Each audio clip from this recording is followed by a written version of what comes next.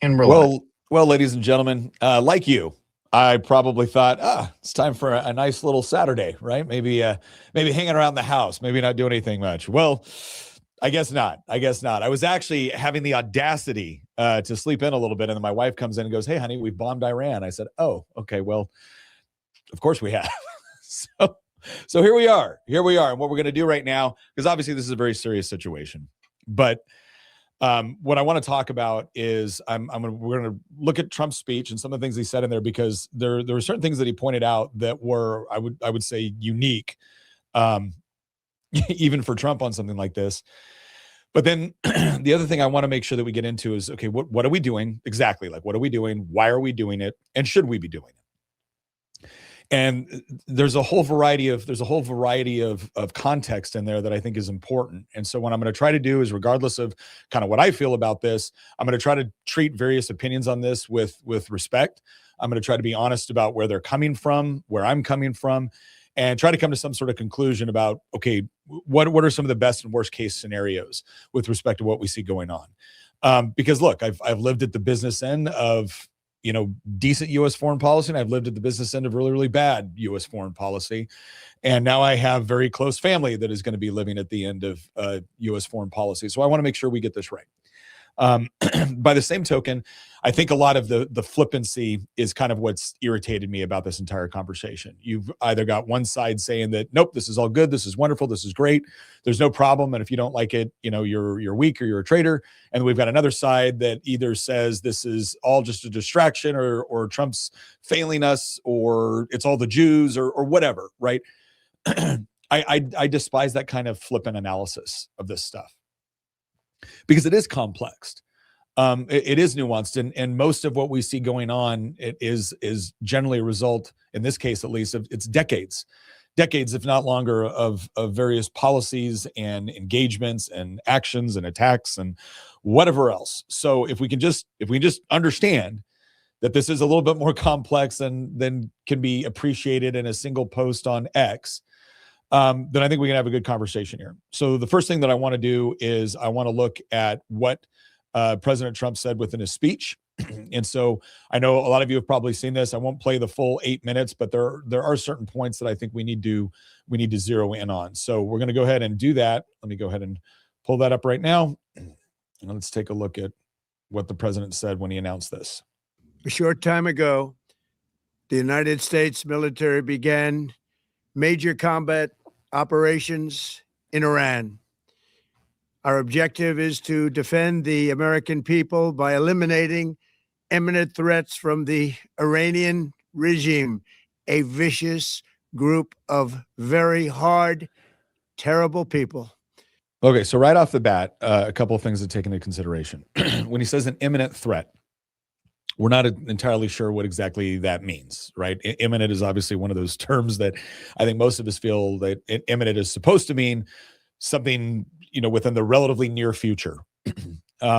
A lot of the concern with Iran in the past has not just been associated with terrorist attacks, but their ability to develop a nuclear weapon. And I do think that's a relevant concern. A lot of people will act like, well, that's stupid, or that's ridiculous, or, oh, it's 40 years into us being worried that Iran's going to develop a nuclear weapon. So, well, yeah, it's 40 years into it because we've regularly intervened in order to prevent them from doing so, whether it was through sanctions or whether it was through things like Stuxnet, where we actually use cyber warfare in order to diminish their nuclear program, whether it was direct airstrikes. And so there's always been this kind of intervention at a point where we thought that they were getting too close for comfort. But I think anybody that's going to try to convince me that the Ayatollah having a nuclear weapon is no big deal. I've even heard some people that I generally respect on issues of foreign policy say, well, this is just a part of their national sovereignty. I'm going to tell you right now, my attitude toward that is, I'm sorry, not all nations get to have nuclear weapons. And I think the Ayatollah, I think the regime in Iran is one that should not have nuclear weapons, because I think they would use it for nefarious purposes. Now, again, for those that are skeptical of how far are they really along this process, what does their missile technology actually look like? What is it actually capable of? I think those are all fair questions.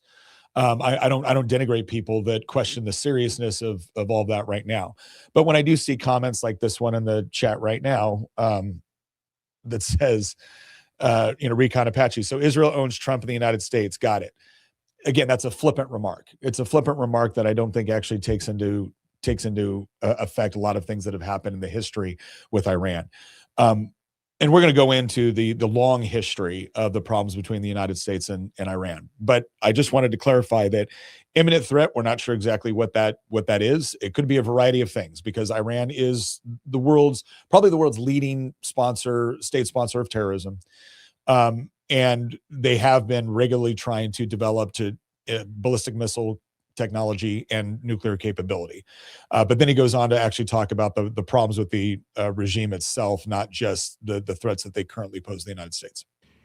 Its menacing activities directly endanger the United States, our troops, our bases overseas, and our allies throughout the world.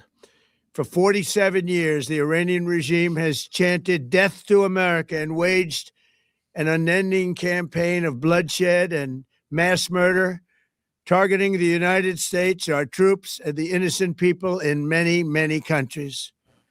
Among the regime's very first acts was to back a violent takeover of the U.S. Embassy in Tehran, holding dozens of American hostages for 444 days. This is another part that I think a lot of people, especially younger Americans, kind of forget. I'm 46. So when all this was happening, I was, a newborn. But I still remember hearing a lot about this, because I grew up in the 80s and 90s, and there was talk of the Cold War, obviously a lot of discussion of Reagan and the Cold War and the problems with the Jimmy Carter administration. And the rescuing of the hostage, or the releasing of the hostages, kind of as a direct result of Reagan getting elected, and the Iranian regime understanding that Reagan was going to deal with that situation a lot differently than Jimmy Carter, was impactful, right? I would say that was something where, if you were paying attention at that time, that was formative, and you understood that the Iranian regime, when it took over, was incredibly hostile to the United States. We're the great Satan. And so you have some people that will try to craft this along this lines of like, no, this is all just Israel and the Mossad pushing this. I think when you actually understand the depth of the relationship between the United States and Iran, and then what happened when the Ayatollah took over, there's always been this hostility, and that hostility is not exclusive to our relationship with any other country. The other thing that's important to understand is that Iran is not just hostile toward the United States and Israel. Iran is hostile to a fair portion of the Arab world, because Iranians are predominantly, there's a lot of different ethnic groups in there, but it's overwhelmingly Persian. And it tends to be overwhelmingly Shia, whereas the rest of the Muslim world is Sunni. And so when you look at countries like the UAE, when you look at countries like Saudi Arabia, when you look at other countries in the Middle East that have closer relationships with the United States, Iran is often considered something of a common enemy. And I think there's a lot of people that analyze this that don't quite understand it, especially some of the people who say, well, this is all Israel's war.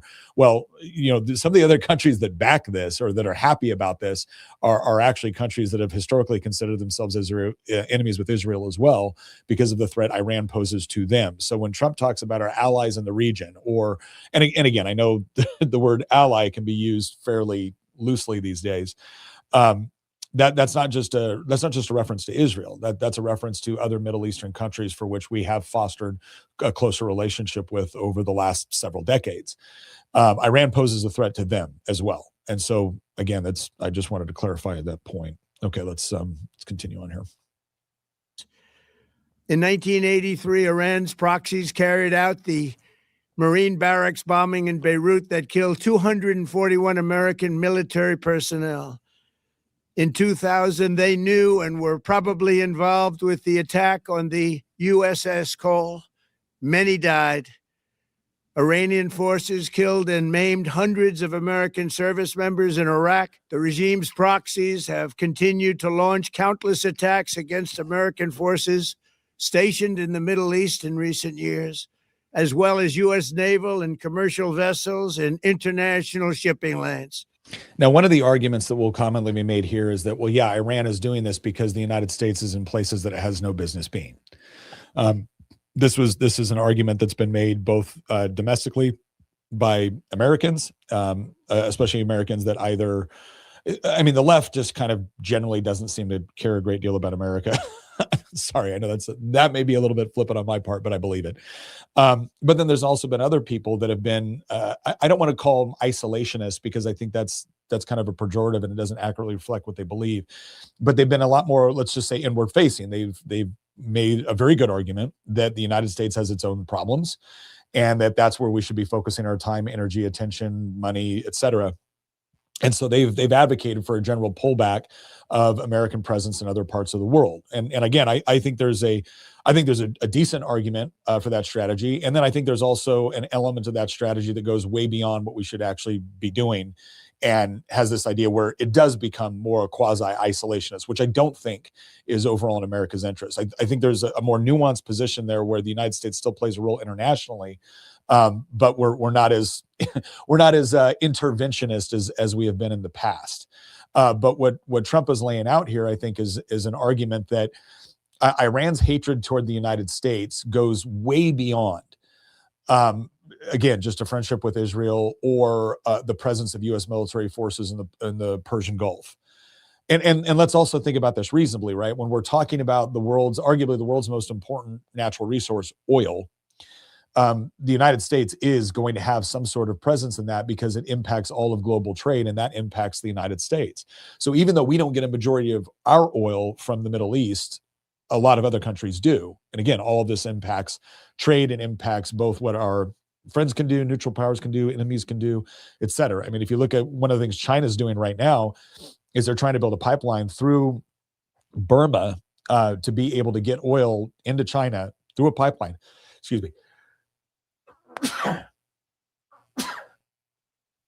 Excuse me, sorry, into China without having to go through the Malacca Strait, which is part of their strategic, both economic and military concerns. So the point I think Trump is trying to make here is that this animosity between Iran and the United States has been from the inception of the Ayatollah coming into power. And it has resulted in direct military force, either by Iran, whether it's things like mining the Straits of Hormuz, or through their proxies, because again, they are the world's leading state sponsor of terrorism, arguably, and have regularly worked through proxies in order to destabilize other countries in the Middle East, Lebanon being a perfect example. And so, again, I think he's just making that argument that this didn't just happen yesterday. I'm going to speed up the speed on this a little bit so we can go through it a little bit faster. I'll try not to make it too fast. All right, here we go. It's been mass terror, and we're not going to put up with it any longer. From Lebanon to Yemen and Syria to Iraq, the regime has armed, trained, and funded terrorist militias that have soaked the earth with blood and guts. And it was Iran's proxy, Hamas, that launched the monstrous October 7th attacks on Israel, slaughtering more than 1,000 innocent people, including 46 Americans, while taking 12 of our citizens hostage. Another thing, because this is being used as, see, that's the real reason we're doing this is because of Israel. And I think there's two things we have to take into consideration there. I'm actually going to show a clip later from a conversation between Dave Smith and another person on Piers Morgan talking about this. But there's no question that Israel wants to topple the Iranian regime. But two things can be true at once. It can be true that Israel wants something. It can be true that that thing is still within the interest of the United States. Doesn't mean it has to be, but it can be. And so if that's possible, then we think about it. Okay, what makes sense here? And again, this is the part where it's important to understand that the October 7th attack wasn't just an arbitrary attack on Israel itself. What Iran was trying to facilitate was pretty much the destruction and the dismantling of the Abraham Accords.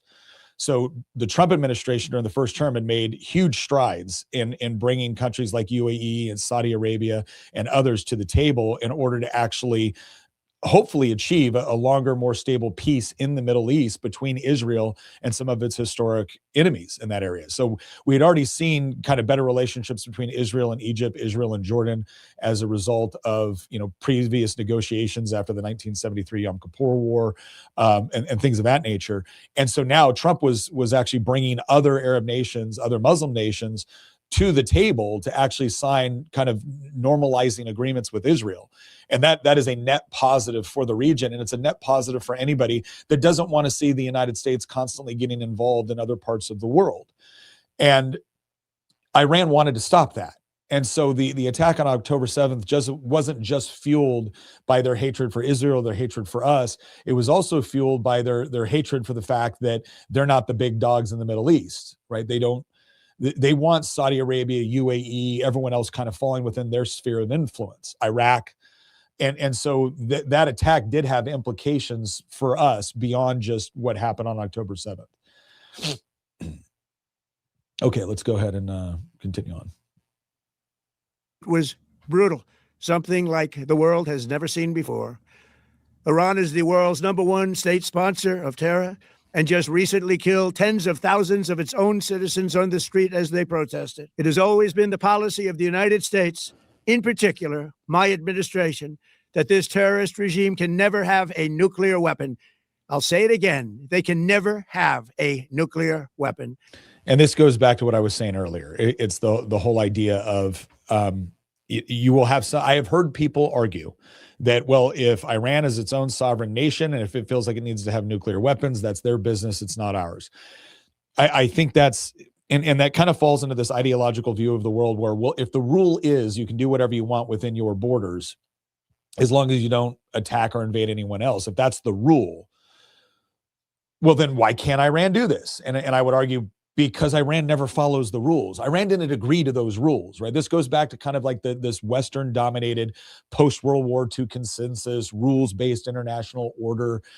Yes, as long as everyone kind of agrees with those rules, they can sustain themselves. Or as long as the United States is willing to actually deploy our military and economic power to maintain them, those rules can sustain themselves. But does anyone for a minute think Iran actually abides by those rules? No, of course they don't. Right? Iran is not a part of the United Nations because they want to be a part of the greater community of nations. They're part of the United Nations because that's just what you do, and it actually adds legitimacy to the regime. But if they had their way, most of the member states of the United Nations would be, brutally murdered, imprisoned, or forced to pay a tax, right?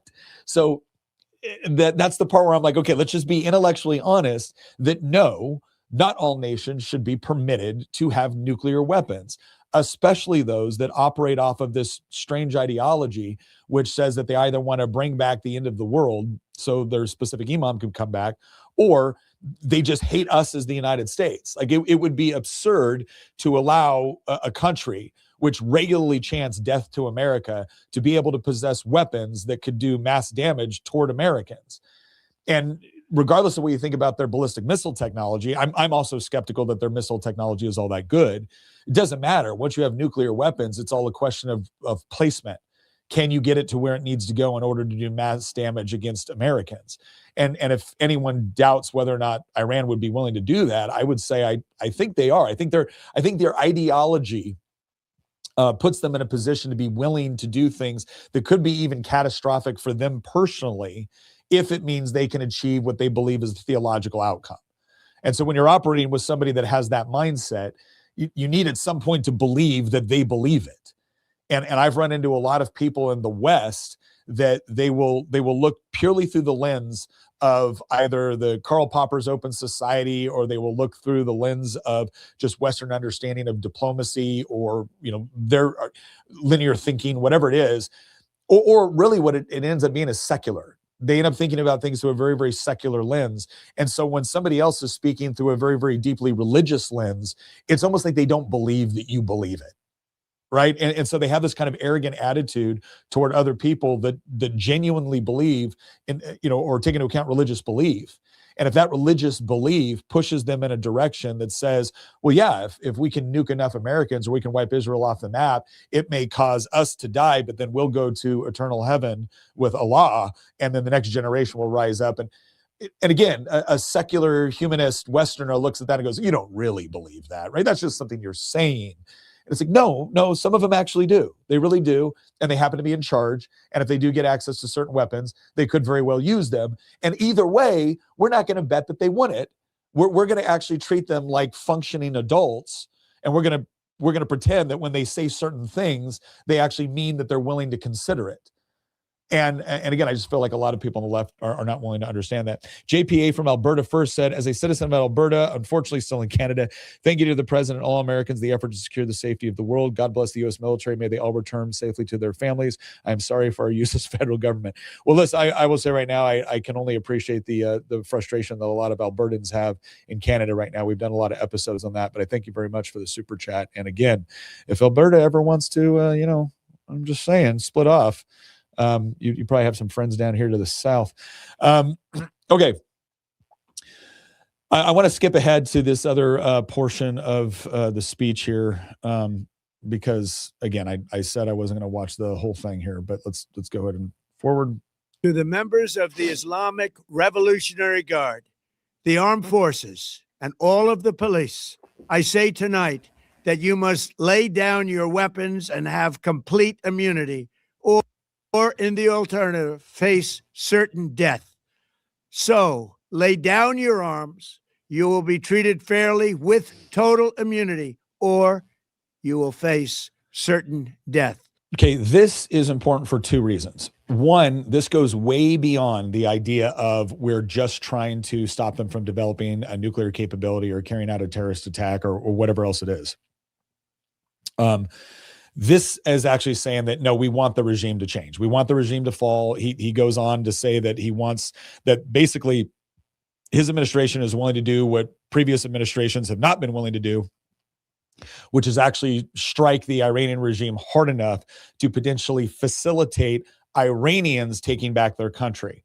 So there's a couple of distinctions here. One, he is saying that he wants the regime to fall. He is saying that he wants the Iranians that have been the hundreds of thousands of Iranians that have been protesting to essentially take over their country. But he is saying, I'm providing you an opportunity for you to do it, not us to do it for you.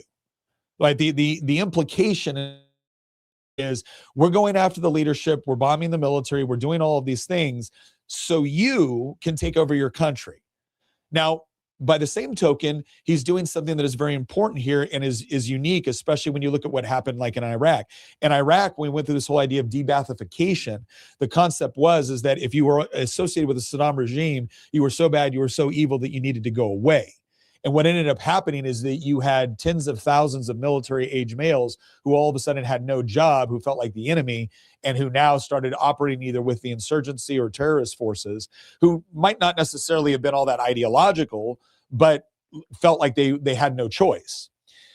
What Trump is saying here when he says, look, we'll offer you complete immunity, he's signaling a couple of things, because obviously that's a difficult thing for him to guarantee, right? And Iranians are going to take that, or the Iranian troops are going to take that into consideration. But what he's essentially saying is there's a way out for you. There's a way out for you. You don't got to die, and you don't got to be criminals in your own country. We can essentially accept that maybe many of you didn't want to do what you were doing and you just had to. There's also always been this distinction between the IRGC, the Islamic Republican Guard Corps, and the Iranian military. Those are two different things. The Islamic Republican Guard Corps is essentially a military, paramilitary terrorist force that works for essentially the Ayatollah. It's what's used in often cases to not only to work through terrorist proxies around the world, but also to repress its own citizens. And so in the initial strike, there was kind of this, you saw where they focused primarily on the IRGC and not the Iranian military. Now this one, they've actually done decapitation strikes on senior leadership in both. But you see President Trump here offering something that is very significant. It's not just lay down your arms and you'll get a fair trial. It's lay down your arms and you'll get immunity. Now there's going to be a lot of people that are frustrated by that. They're like, why the heck should this guy get immunity? But what Trump is prioritizing here is the idea of undermining the current regime by potentially sapping it of its ability to, use its own forces. Because if you have mass desertions from the Iranian military, or better yet, you have elements of the Iranian military essentially flipping. So you have a whole stream of colonels and generals and whatnot going, you know what, I'm going to turn my tanks around and go the other direction, because now not only do I have the opportunity of immunity, but I can actually help take back the country and potentially be a part of the new regime, right? So he's creating a different incentive structure for the people that the regime relies upon in order to repress its own people.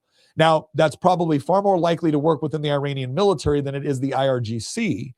But there's other paramilitary groups out there and things like that, which, again, they may take it. And this is an important distinction from the way that the American military has sometimes operated in the past, where they've taken a very, very hard, like, moral position. And then what they've done is they've kind of set themselves up for failure because they've created new enemies. Now, let me give you an example of where Trump has done this recently, and it seems to be working well, and that's in Venezuela. Because in Venezuela, it wasn't anybody associated with the Maduro regime. You're out, you're done, flee the country. You got 2 days or we'll get you. With the Maduro regime, it was, if you are willing to stay on and if you are willing to help facilitate a new administration coming in, if you're willing to do that, well, then there's a pathway. You may have to, some of you may have to leave the country, but we're not going to imprison you. We're not going to take all of your stuff, and we're not going to kill you. And because Trump had just taken Maduro and the threat made sense, right? They understood that the stick was there. The carrot now becomes that much more enticing. Too many times in the past, the United States foreign policy has either been all carrot or all stick. And you really need a combination of both. And so what you see here is Trump offering, he's like, the stick for the regime is coming. That's it. It's the stick. But the incentive structure for the people, the underlings within the regime, is now something very, very real and tangible. And if nothing else, that causes people to question, how rigorously do I want to carry out my duties here? Or do I just want to flip sides altogether? So again, it's just an important distinction to be made in what he's saying here and what he's trying to get back. Okay, yeah, I'm seeing some of the comments. I'm gonna get to some of the comments here in a bit, but whatever. Some of them, again, I'm willing to accept all kinds of comments or discussion with people that disagree with me on my analysis. But when anybody in the comments says it's all this or it's all that, I'm like, whatever. You've already made up your mind, and I don't even know why you're watching except to troll. But maybe that's the reason. Okay, let's look at this last part right here. Okay. When we are finished, take over your government. It will be yours to take. This will be probably your only chance for generations. For many years, you have asked for America's help, but you never got it. No president was willing to do what I am willing to do tonight. Now you have a president who is giving you what you want. So let's see how you respond. America is backing you with overwhelming strength and devastating force. Now is the time to seize control of your destiny and to unleash the prosperous and glorious future that is close within your reach. This is the moment for action. Do not let it pass. May God bless the brave men and women of America's armed forces. May God bless the United States of America.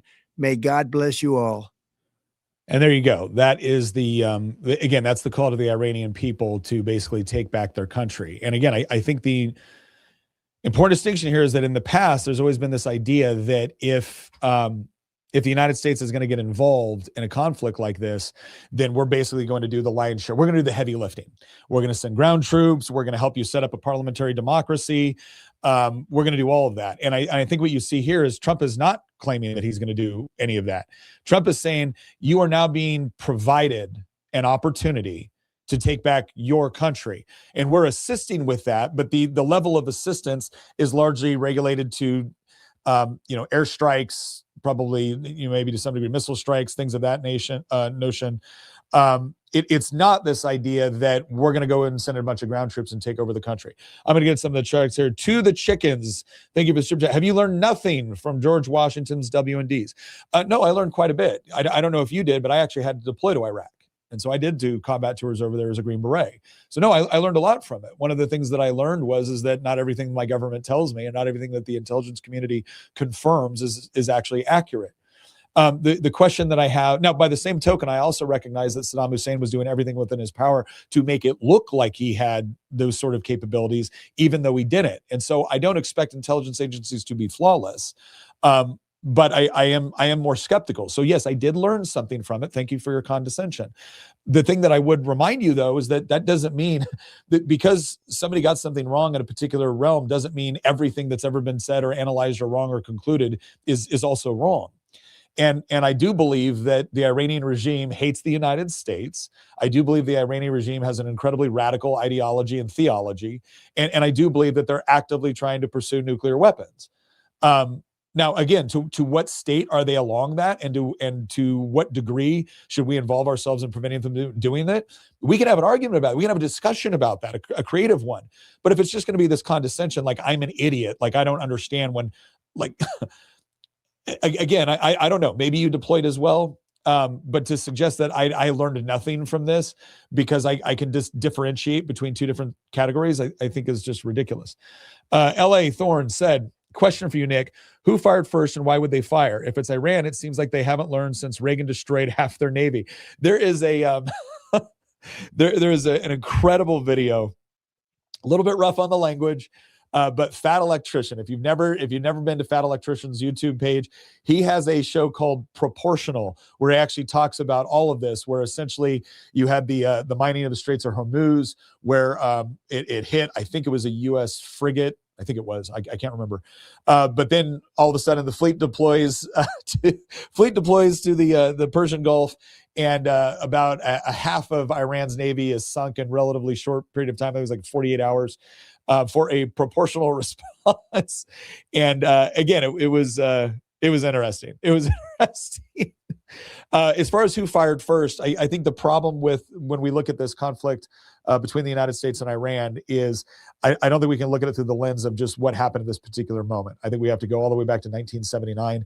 And I can actually, I'll bring up like a list of different conflicts and issues between the U.S. and Iran. And again, part of that is going to be used to justify, because both sides are going to essentially claim that they're the defensive one in this fight, right? And we'll take a closer look at what that yields. Lego Spartan said, I know, going to sound like a liberal, hasn't Iran caused enough problems to every single nation around them that it would be more humane just to glass the whole country and let no regime rise again? I don't know if that sounds like a liberal, maybe a neocon. Here's what I would say. The regime itself, yes, has been, I'll put it this way. When I got out of the military, I did 11 years active duty, a couple combat tours with 1st Special Forces Group. And I operated in some of the parts of Iraq where Iranian-backed militias were killing Americans, killing Iraqis, et cetera. And I got home from my second tour, and I was very frustrated with the war. One of the things I was most frustrated with is that on our second tour, we had actually had a very, very successful tour. And we ended up getting kicked out of part of our battle space, not because we did anything wrong, but because we got a high-value target without the conventional battle space owner being able to participate in the raid. And there was a reason for that. We weren't hiding anything from it. It was a target of opportunity. We were doing something completely different. All of a sudden, explosions, gunshots ring out. We get into a really, really quick fight. And the next thing you know, we're sitting there with one of the top targets in his area, and a guy who used to be one of the top targets for the entire country. And we get kicked out of battle space. And that's where I kind of recognized that the politics had really taken over the war. And I was also frustrated the more I learned kind of about, why we were there and what it was going to mean for potentially destabilizing the region. And again, I learned a lot. I learned a lot on those tours. But one of the things that I gave you that perspective because I want you to understand that in some ways this was deeply personal for me, because I remember telling my wife when I got out, I said, if we ever go to a war with Iran, I get to re-enlist. Because I did. I felt like that regime was responsible for so much of what I despised and hated about terrorist infrastructure. And not only that, but look, I'm just gonna be honest. I think I see what Islamists are doing around the world, and I don't just mean in the Middle East. I see what they're importing to the West right now, and I don't see how we don't see that as a clear and present danger. And Iran is the one pushing a lot of it. Not every country which adopts Islam is attempting to export Islam the way that Iran is, and the way that certain other entities are. And I see that as a danger as well. So I see the regime as a problem. I don't see the Persian people or the Kurdish people in Iran or the various other ethnic groups as a problem. I don't see, so no, I don't want to glass over a whole country, and kill millions of innocent people. To the extent that this regime can fall, and that it can fall, again, it's one thing to have outside support going into assisting its fall. It would be another thing if all of a sudden we insisted on going in and running the country. I am not interested in the United States attempting to run Iran. But to the extent that the regime can fall and that the millions of protesters that have been out there can take over the country and throw out the Ayatollah, I think that would be a net good for Iran. I think it would be a net good for the region. I think it would net good for the United States. I think it would be a net good for the world. And so that I think could be positive, presuming that we don't have an equally violent, horrible, despotic, apocalyptic Islamic regime come in. But I don't think that would be likely at this point. It's not to say it's not possible. Again, we can discuss what the worst possible actions are, but I want to go to the point of doing that. Why parliamentary democracy and not representative republic? Ardent party. That is an excellent question. Excellent question. What's funny is I actually got in trouble when I was in Iraq on my second tour, because I was the 18 Fox. I was the Special Forces Intelligence Sergeant. To give you an idea, the Intel Sergeant on a team, everyone on an ODA is a door kicker, right? Everyone on the ODA gets on the stack, kicks on the doors, gets the bad guys. But the 18 Fox also gets to do the targeting packets and work with other intel groups in order to select what our target list is going to be for the team. It's a fun job. But one of the things we also do is we write the intel sit rep for the team, which we send up to, like, in my case, it was up to Special Operations Task Force North, SOTF North. And on one of my final days in Iraq, turns out I'm a bit of a smartass. I'm sure that comes as a huge shock to you all. But I put into the sit rep, I said, hey, I have a question for all you mucky mucks up there at SOTF North. Why are we the only country from a constitutional republic with a free market economic system that goes to faraway lands and overthrows violent dictatorships and then replaces it with a centrally planned economy and parliamentary democracies? Because it doesn't seem to be working out for us. And the only reason I put that in the sit rep is because my captain and I used to play this game where every once in a while I would put, not every time, but I put something kind of crazy in the sit rep. And then he would, as he's reading the sit rep, he'd be like, oh, real funny, Freitas. He'd delete it and then send it up. He didn't check it this time. So that went all the way up to the Special Operations Task Force North commander. And we got a call down to our ODA and he's like, get me Sergeant Freitas. So I get on the phone. He's like, Freitas. Yes, sir. He goes, you think this was appropriate? I'm like, sir, that was actually supposed to be taken out of the sit rep. My bad.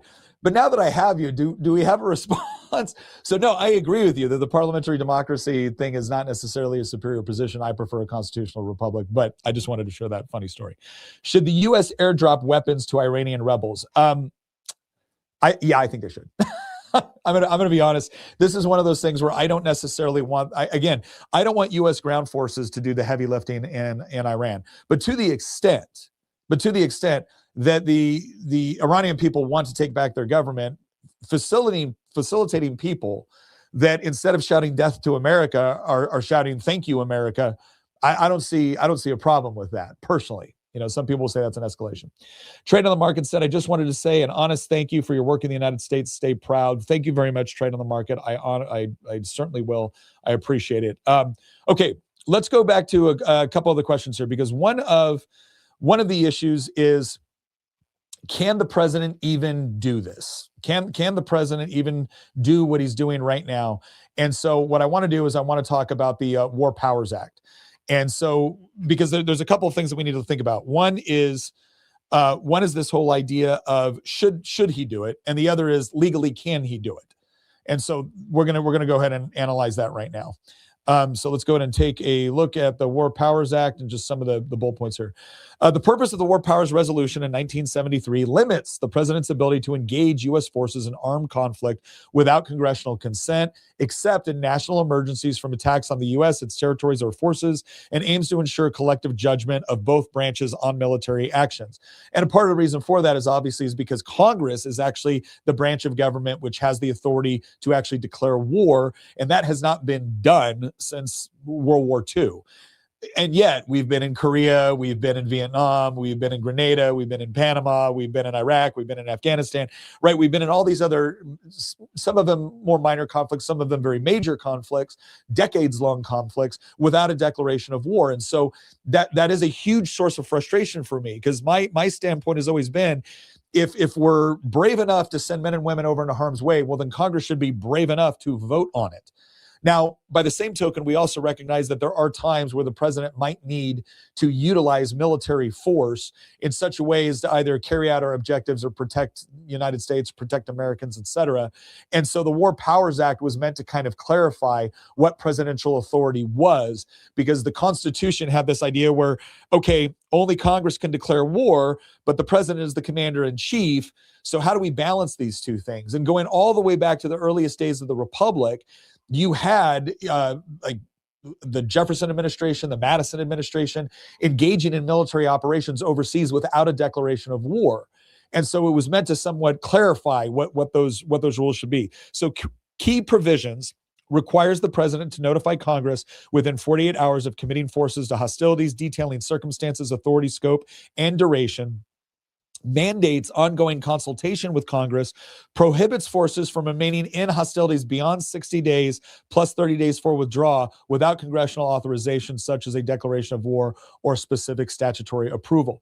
So right now, when you look at this whole idea of notify Congress within 48 hours, consult with Congress, et cetera, theoretically, you could say those things have been met. One of the questions will be, does the first part of accepting national emergencies from attacks on the U.S., its territories, or forces, has that been properly met? Right? That's a question, because you don't have to wait for the attack to take place. You just have to be reasonably certain that an attack is imminent. The presidential requirements are submit a written report to congressional leaders within 48 hours. That appears to have been done. Consult regularly until forces are withdrawn. I'm sure that'll be done. Terminate involvement if Congress directs via concurrent resolution or lacks authorization after the time limit. So right now, Trump has 60 days to operate, and then 30 days to withdraw if that's necessary. And then congressional role can authorize extended military action through legislation, may force withdrawal by resolution, uses funding powers to influence or limit operations. So that gives you an idea of whether or not the president has the constitutional authority to actually do this. I would say with respect to what he's done so far, it would be really difficult for someone to make the case that what he's doing is unconstitutional. There's a lot of people that are going to claim that. There's going to be a lot of people that may very legitimately believe that. The question is that something that you could actually prove in court in a way that would be sufficient to, in some way hold the president in check? And I just don't think that's probably possible at this point, provided that he continues to do what he's doing right now. Okay, To the Chicken said, Tucker's interview on Mike Huckabee makes more sense to our actions in the Middle East because it's backed by action, not back-looking explanation. All right, To the Chickens, I'm gonna be honest here. I saw parts of that interview. I didn't see the whole interview. But I would kind of need clarification right there on what you're saying. So I don't want to misrepresent what you're saying. But yeah, it's kind of best I can do at this point. So I apologize. I can't give a more thorough response to that. Okay, let's look at some of the other stuff here. I think it's for the people of Iran, not the Iranian government. Come on now. That's from Becca Renee on Facebook. Let me see here. Yeah, we got a couple people here that are just kind of yelling in the comments, and we're not gonna do that. Ingley876 from YouTube says, I like Nick, but yeah, open up the government again. This is called war, not worth the talk. Yeah, I think I get it, right? There's a lot of people saying, we have some problems right now with the Democrats essentially holding things up in the Senate to where DHS funding is being put on hold, and that's impacting a lot of things domestically. And now here we are engaged in a foreign escapade as well. The thing that I would have to say is that here's one thing that I always try to keep in mind. The executive branch was originally set up primarily for the purpose of dealing with external threats. The executive branch and the federal government was never really supposed to be this involved in the daily lives and the administration of everything that it is in the United States. I honestly believe that's one of the things that got us into this trouble, is this massive federal bureaucracy. And so while I agree that there's a lot of things domestically that we need to focus on, and there's a lot of things I'm frustrated. Like, I cannot believe we can't get a vote with Senator Thune in the Senate on the SAVE Act. Right. I am horribly frustrated that we can't get more passed with respect to the DOGE cuts. I also recognize that with the way the filibuster currently exists in the United States Senate, unless you have a 60-seat majority, Democrats can hold up anything. This is one of the reasons why Senator Mike Lee, which, by the way, if you're not following Mike Lee, go follow him. Mike Lee has pointed out several times that, look, if even if you don't want to get rid of the filibuster altogether, you can still actually require it to be a talking filibuster. Because right now, all Democrats have to do is threaten a filibuster, and Thune's not letting the vote go forward. Well, that's ridiculous. Mike Lee says, no, make them drag their crusty old whatever's up behind that podium and see how long they want to sit there and talk forever. And so there is a lot of things domestically that need to happen. But I want to point something out. A lot of the things that we all want to see happen domestically rest with Congress right now, not the president. The president has done a lot. The president has been very, very active on doing what he can through pure executive authority. But Congress needs to pull their weight, and specifically the Senate.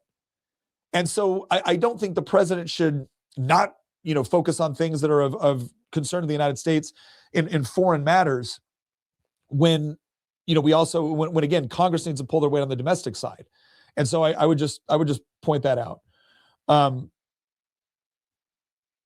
Okay, I think, let me see. All right, I think I got some other ones here. All right, let me go on to this next part that I wanted to talk about real quick. And this was an interesting point because it was a brief conversation between I think her name is Elisa Bone. I don't know. I apologize if I'm getting that all wrong. And Dave Smith, and it was on Piers Morgan. And so this is a clip she put out. But I thought it was an interesting take, and some people are going to agree with this and some people are going to absolutely hate it. But I thought that the argumentation that she was using was interesting. So let's go ahead and listen to this real quick. This war are Israel and the Israel lobby, essentially. That's not true. Elika, I can see you frowning there, Elika. What's your response to Dave Smith? First of all, the idea that Israel wants this war and therefore that negates everything else in the universe just proves that this anti-Zionist ideology makes Israel the sun around which they orbit. And when they orbit Israel like the sun, nothing else exists to them anymore. It is perfectly possible for multiple people to align in a shared goal. Of course, Israel wants this war. Why would Israel not want to take out a regime that has been terrorizing them through their proxies, not just for the past 2 years, but for the past decades? Of course, it is in Israel's interest, as it should be, because why wouldn't you want a terrorist state that has an eschatological vision of eliminating you for justice to arrive on earth to be eliminated? Okay. Yes, we all understand it is Israel's goal, and good for them that it's their goal. Okay. Second of all, the Iranian people also have their own sovereignty, their own national interests in mind, and those are aligned goals. Now, it isn't just the Iranian people. It isn't just the Israeli people. If you do not eliminate the Islamic regime, you end up in a forever war that ultimately implicates the US. And so if you don't want war, you take out this regime. You said you could do diplomacy with the regime all of these years. You tried to do the JCPOA. You tried to do this Obama-style diplomacy. And then what happened down the line? Their proxies just kept getting stronger. They continued to do their attacks all over the Middle East. They did October 7th. And what happened when October 7th happened was that Israel had to go to war with Hamas. And guess what? The US had to be implicated to defend its ally. So if you don't want a forever war, forever and ever and ever and ever and ever and ever, you have to eliminate the source of the forever war. Okay, so there's a couple things that some people are going to immediately say, yep, that makes perfect sense. Obviously, she's right. There's going to be other people that say, well, wait a second, why did we have to be implicated after October 7th? Why do we have to be implicated in any of this stuff that impacts Israel? And so what I would say there is a couple of things.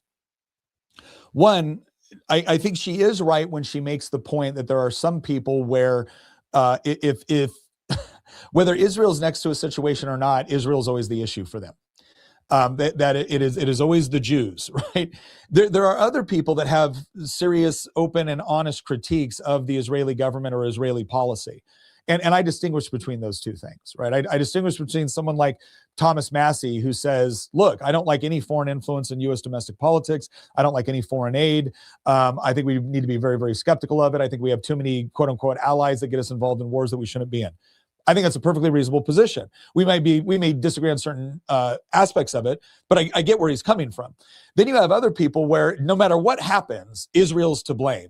And at that point, I feel like, okay, that's an ideological blind spot at this point, because Iran doesn't just hate Israel. Iran hates us. And Iran is a state sponsor of terror, and Iran does want the destruction of the United States.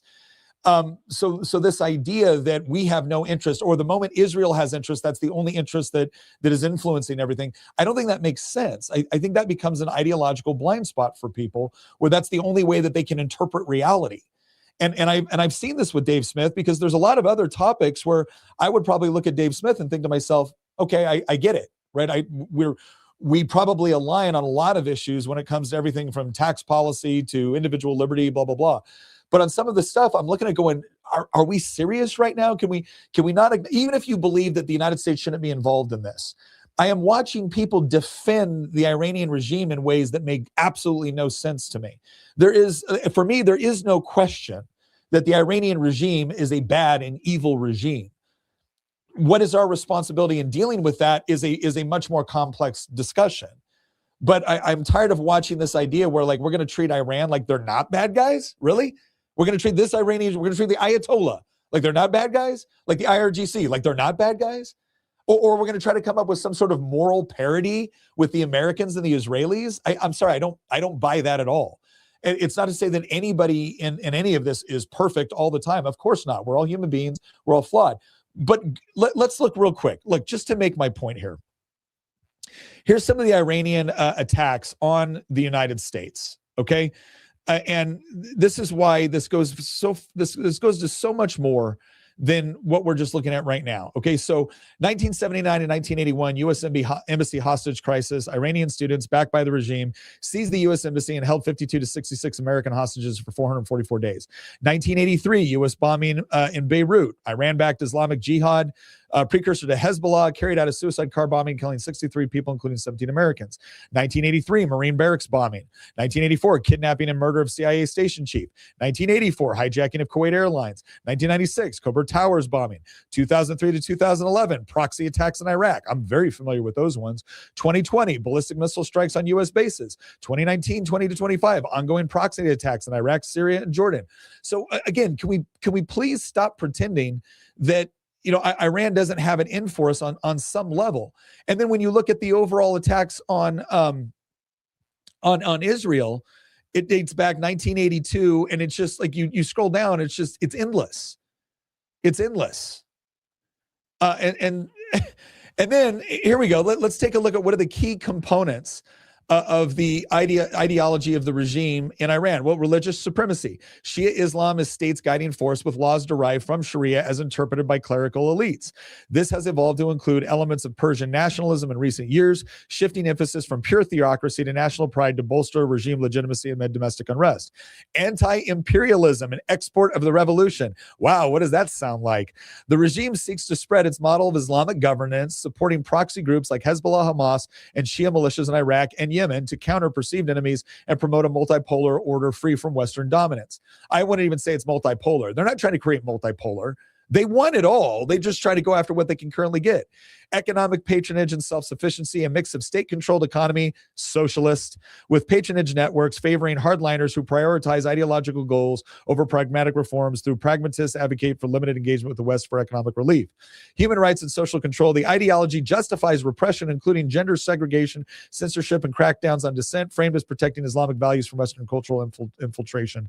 Antipathy toward the United States, historical roots. And this is the part where, again, you'll see some of the libertarians say, well, the real problem here is that in 1953, the CIA orchestrated a coup that overthrew Prime Minister Mohammad Mossadegh, and reinstated the Shah, is viewed as the original sin of U.S. interference, fostering deep-seated distrust and framing the U.S. as a colonial manipulator, exploiting Iran's resources, particularly oil. U.S. support for the Shah's regime, seen as a puppet of Western interests, fueled revolutionary fervor.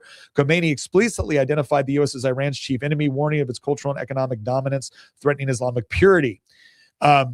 So again, it's one of those things where people will make the argument that, well, part of this is because of U.S. involvement in operations we should have never been involved in. Okay, like I'm willing to have that discussion. Should the CIA have been involved in 1953? Right? Again, these are all discussions that we can have. But there is no question that in my mind, there is no question that the Islamic takeover by the Ayatollah was a negative thing. Anyway, let me get to some more questions here. Kimberly said, Nick, you are the man. Thank you for standing up and having a backbone as a crowbar. You served in the military and you continue to serve now. Thank you for your service. Thank you very much, Kimberly. I appreciate it.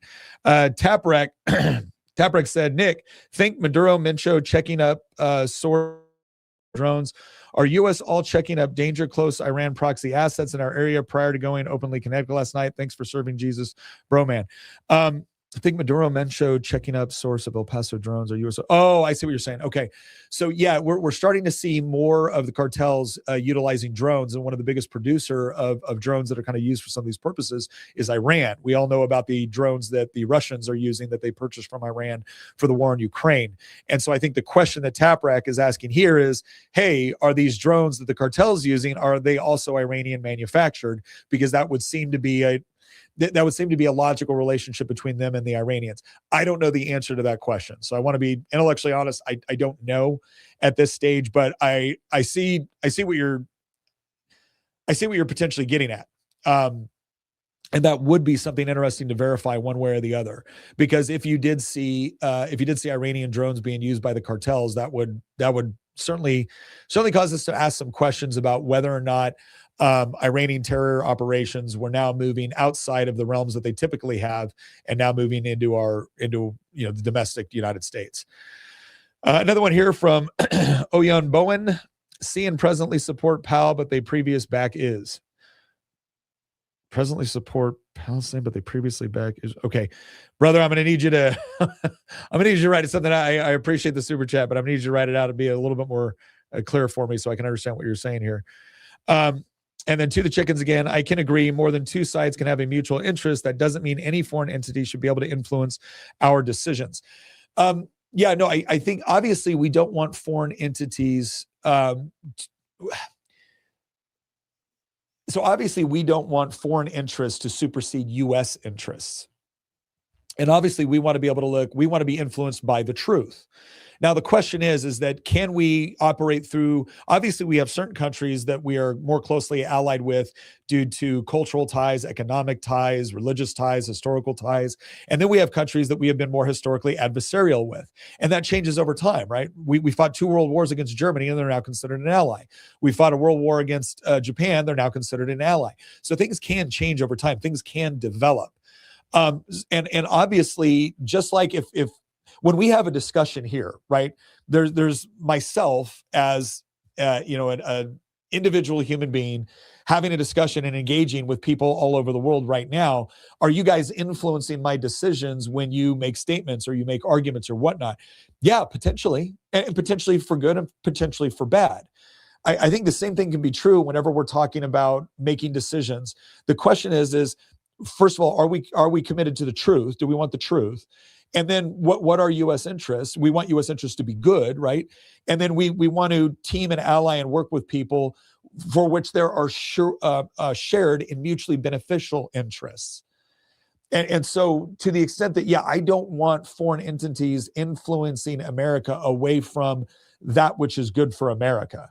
But obviously, whenever we engage with other people, whenever we engage in foreign policy, there's going to be other influences at play there. We try to influence other countries as well, right? We tried to influence countries to not adopt communism. I don't think that was a bad thing on our part.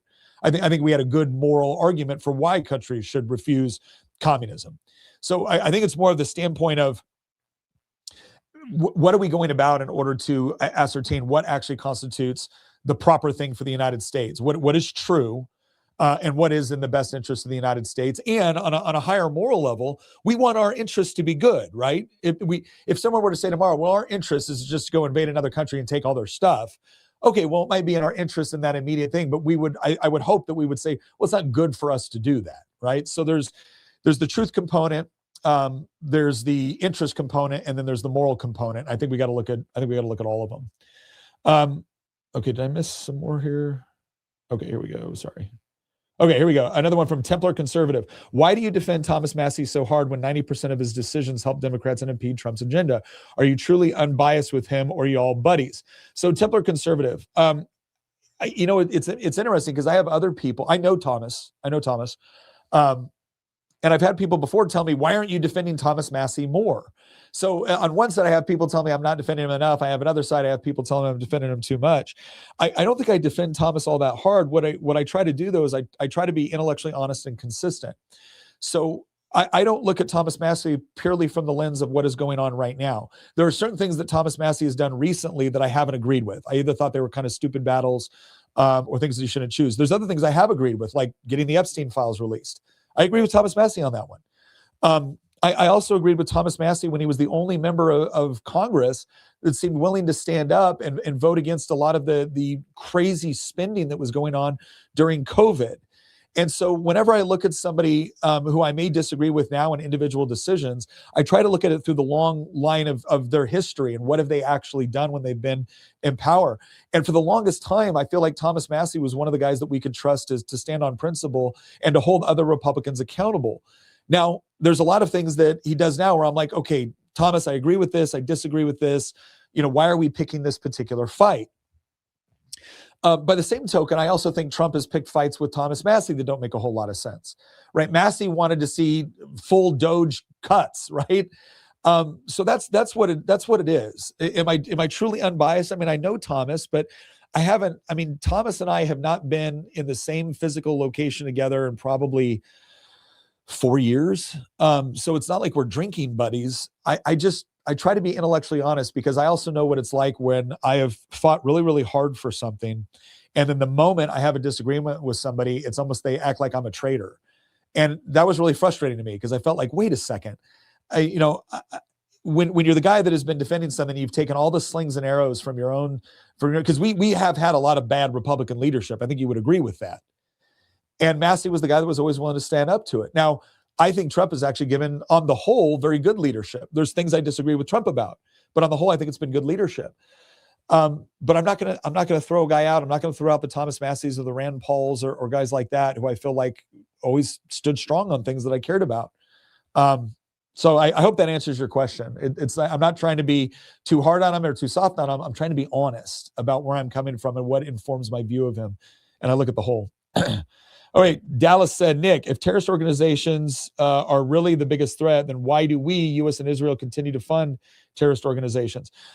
Okay, so Dallas, this is one of the things that's kind of frustrating for me, right? Because what you've done here is you've just asserted something. You've asserted that we fund terrorist organizations. And what I need you to do is be more specific.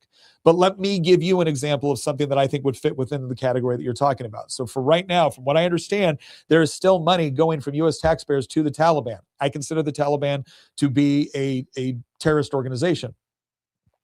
I think it should stop. Right. But that doesn't mean that terror. Let's say that the United States or Israel have a bad policy with respect to funding something. Does that mean that terrorist organizations are no longer a threat or not bad?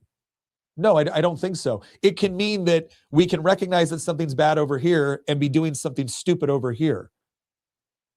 Right. And so the key is to not say, oh, well, I guess terrorist organizations aren't that bad. The key is to stop doing the stupid thing over here. Like we should not be spending the Taliban any money, right? So I guess so unless you have a specific case that you want to bring up, then I could address that specifically. But just speaking generally, and this whole idea, are terrorist organizations the biggest threat? I don't think terrorist organizations are the biggest threat to the United States. I mean, to be perfectly honest, the thing that is really going to cause us a massive amount of problem in the future is bad monetary policy. Right? There's no single terrorist organization that's going to take down the United States, but we can take ourselves down with really, really bad monetary policy because we've seen that happen throughout history, whether it was the Chinese, whether it was the Romans, and then more recently, whether it was the Weimar Republic, whether it was Zimbabwe, you name it, right? This really, really bad fiat inflationary currency is a much bigger existential threat to the United States than any one terrorist organization. But that doesn't mean terrorist organizations aren't a threat. So the other problem that I have was this idea that if something's not the biggest threat, do we ignore it? No, there's multiple threats that we have to address all at one time. And yes, we should give the proper attention to the threat that we think is the biggest, but that doesn't mean we can still walk and chew bubblegum at the same time. That's all I would say. Matthew Hammond said, should there be a naval blockade in closed airspace? So I wouldn't be surprised. I think the airspace component is already happening. There was, I can't remember the guy's Twitter handle, and I apologize because I read the most fascinating thing back on February 26th, where this guy was basically saying, everyone's talking about the deadline coming up and what's the U.S. going to do when the deadline is reached. And this guy said they're not going to do anything. And the reason why is because Prime Minister Modi from India is in Israel. And nobody's going to kick off a fight while the prime minister of another world major country is in Israel. They're going to wait until he leaves. What we need to look at is what happens on February 28th. And I was like, oh, dang, that guy nailed it. So I apologize that I don't have his handle ready, but because he deserves credit for calling that the way he did. But I do think that you will see, in effect, they're going to close airspace as soon as the F-22s were pre-positioned over in Israel. The F-22 is arguably kind of the best platform for which we have many jets that for air interdiction and achieving air superiority.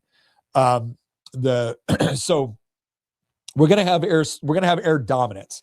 It's not going to be just superiority. There's not going to be anything Iranian in the air when we're done. Like, they're done. The naval blockade, I think, can effectively happen. I don't know to what degree U.S. forces are going to be deployed in order to do that. But the way to do this in order to absolutely minimize U.S. casualties is air and naval power. The moment you put ground forces in there, even though we are an overwhelming dominant ground force, it's still the highest probability to take U.S. casualties, especially if you start to get into things like urban warfare. So I think we're going to primarily stay on the air, naval, cyber side of the house. To the extent that the U.S. has any ground forces over there, I mean, this is pure speculation on my part. To the extent that we'd have any ground forces, you would probably see it in the form of things like ground branch agency. You might see specialized units like Delta or SEAL Team 6. You could also see Green Berets in the form of doing like by, through, and with, if there was, if there was an active insurgent element that we could assist. Like, there's Kurdish areas that theoretically could provide a semi-permissive zone for ground forces to kind of train, resupply, get everything they wanted. So if we wanted to get in, and support to them, those are the ways that it could potentially be done. But I think the naval and air side is probably the one that actually prevents it. Nick, you should look into Operation Ajax. We didn't overthrow the government in Iran. Casual Historian has a great video on it.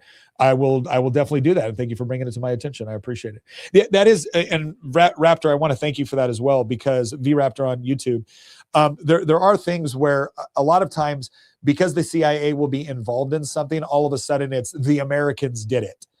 And it gives this impression as if there was no support on the ground for what was going on, that America just imposed its will by assassinating someone or facilitating something.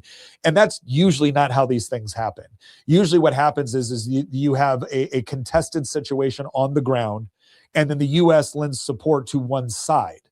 And then that side, if that side wins, all of a sudden it's the U.S. did this.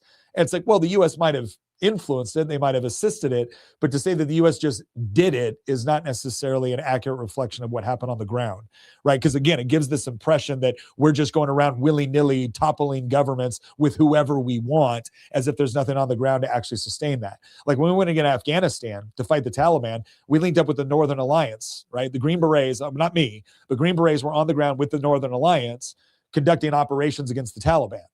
Right. And this is kind of true of almost everywhere we've operated. Right. There was always some sort of domestic force or domestic entity that we were allied with against the current regime. So, but I will look into that. Thank you, Raptor. I appreciate it. Captain Sasquatch said, why do congressional members go into Congress and vote for their own interests and not what their constituents want? Okay, Captain Sasquatch, I'm going to tell you this right now. I'm going to tell you a quick story because I served 10 years as a state legislator, not a federal, state legislator. And I've always been kind of frustrated by this question. So I appreciate that you asked it, but let me go ahead and give you an honest answer here.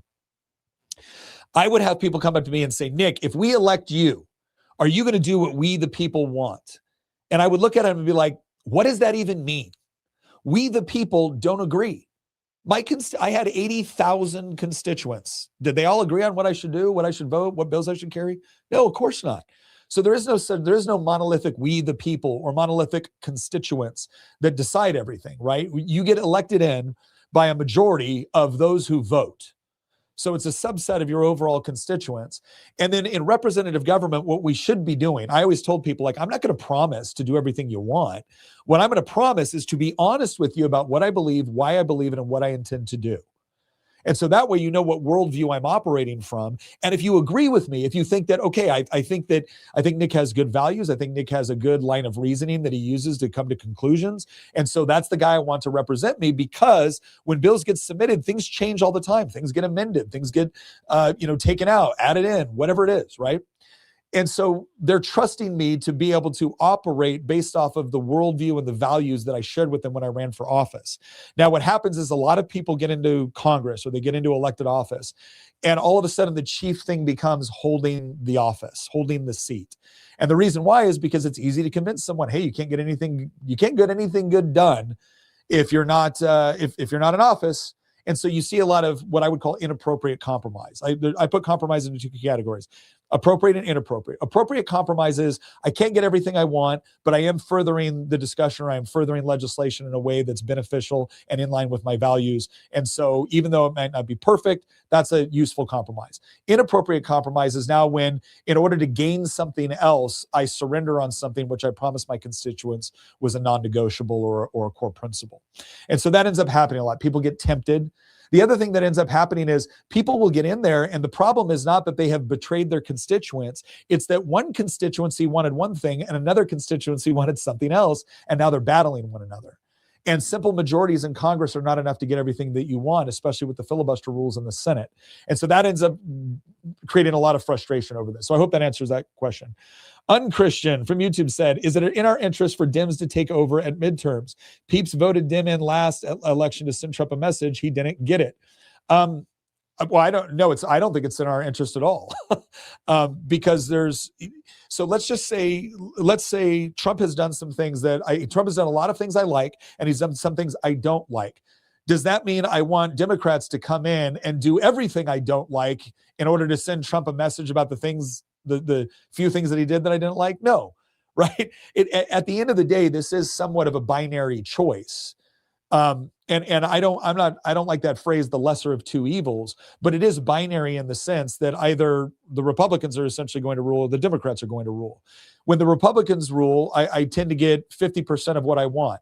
When Democrats rule, I tend to get none of what I want and almost 100% of what I really don't want.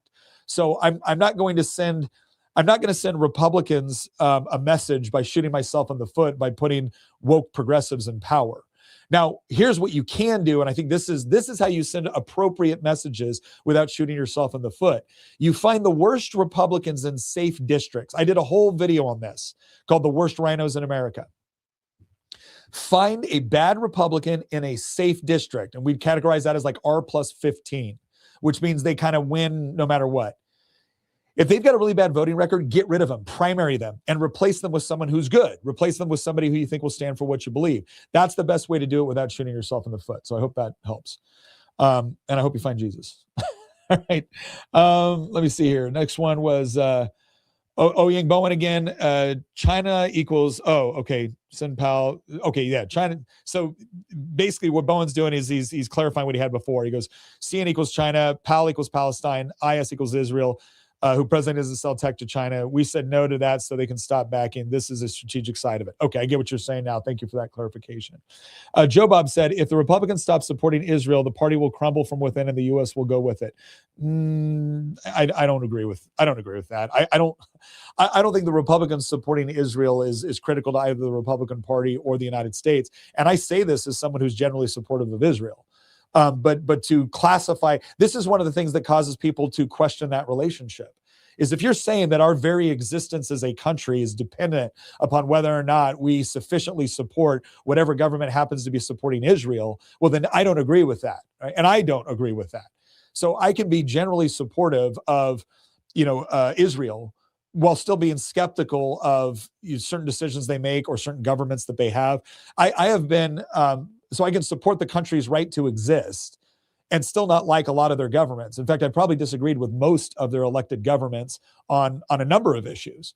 But I've still been overall supportive of Israel's right to exist as a country.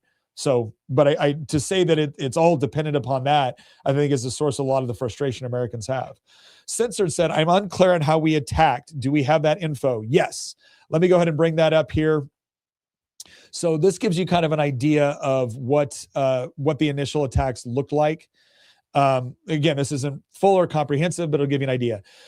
U.S.-Israel joint military strikes. The United States and Israel launched major attacks on Iran, targeting military infrastructure, leadership offices, including those of Supreme Leader Ayatollah Ali Khamenei, and other sites across the country, with explosions reported in Tehran and nationwide.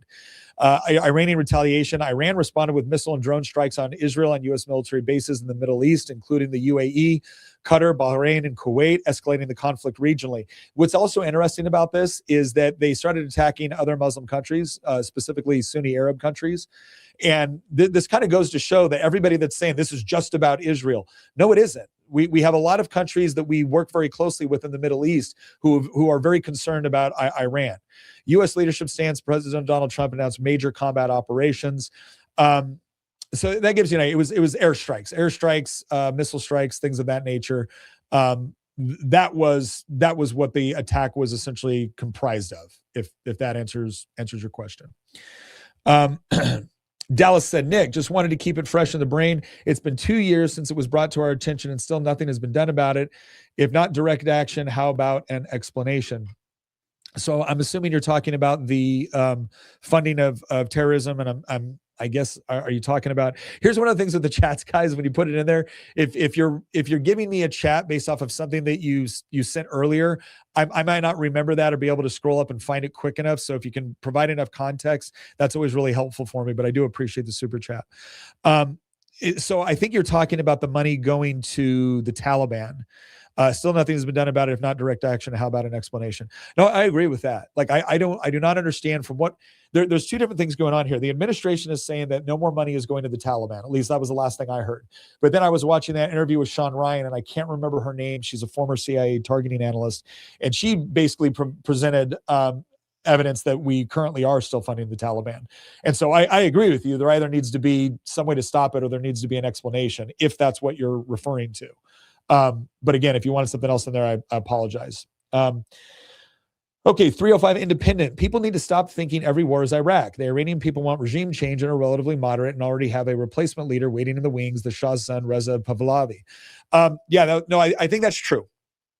I think it's true that we can't look at the latest conflicts in Iraq and Afghanistan and then use that to define every other conflict that we're potentially involved in. But we can look at the lessons learned in those things and use them to inform what we're doing in the future.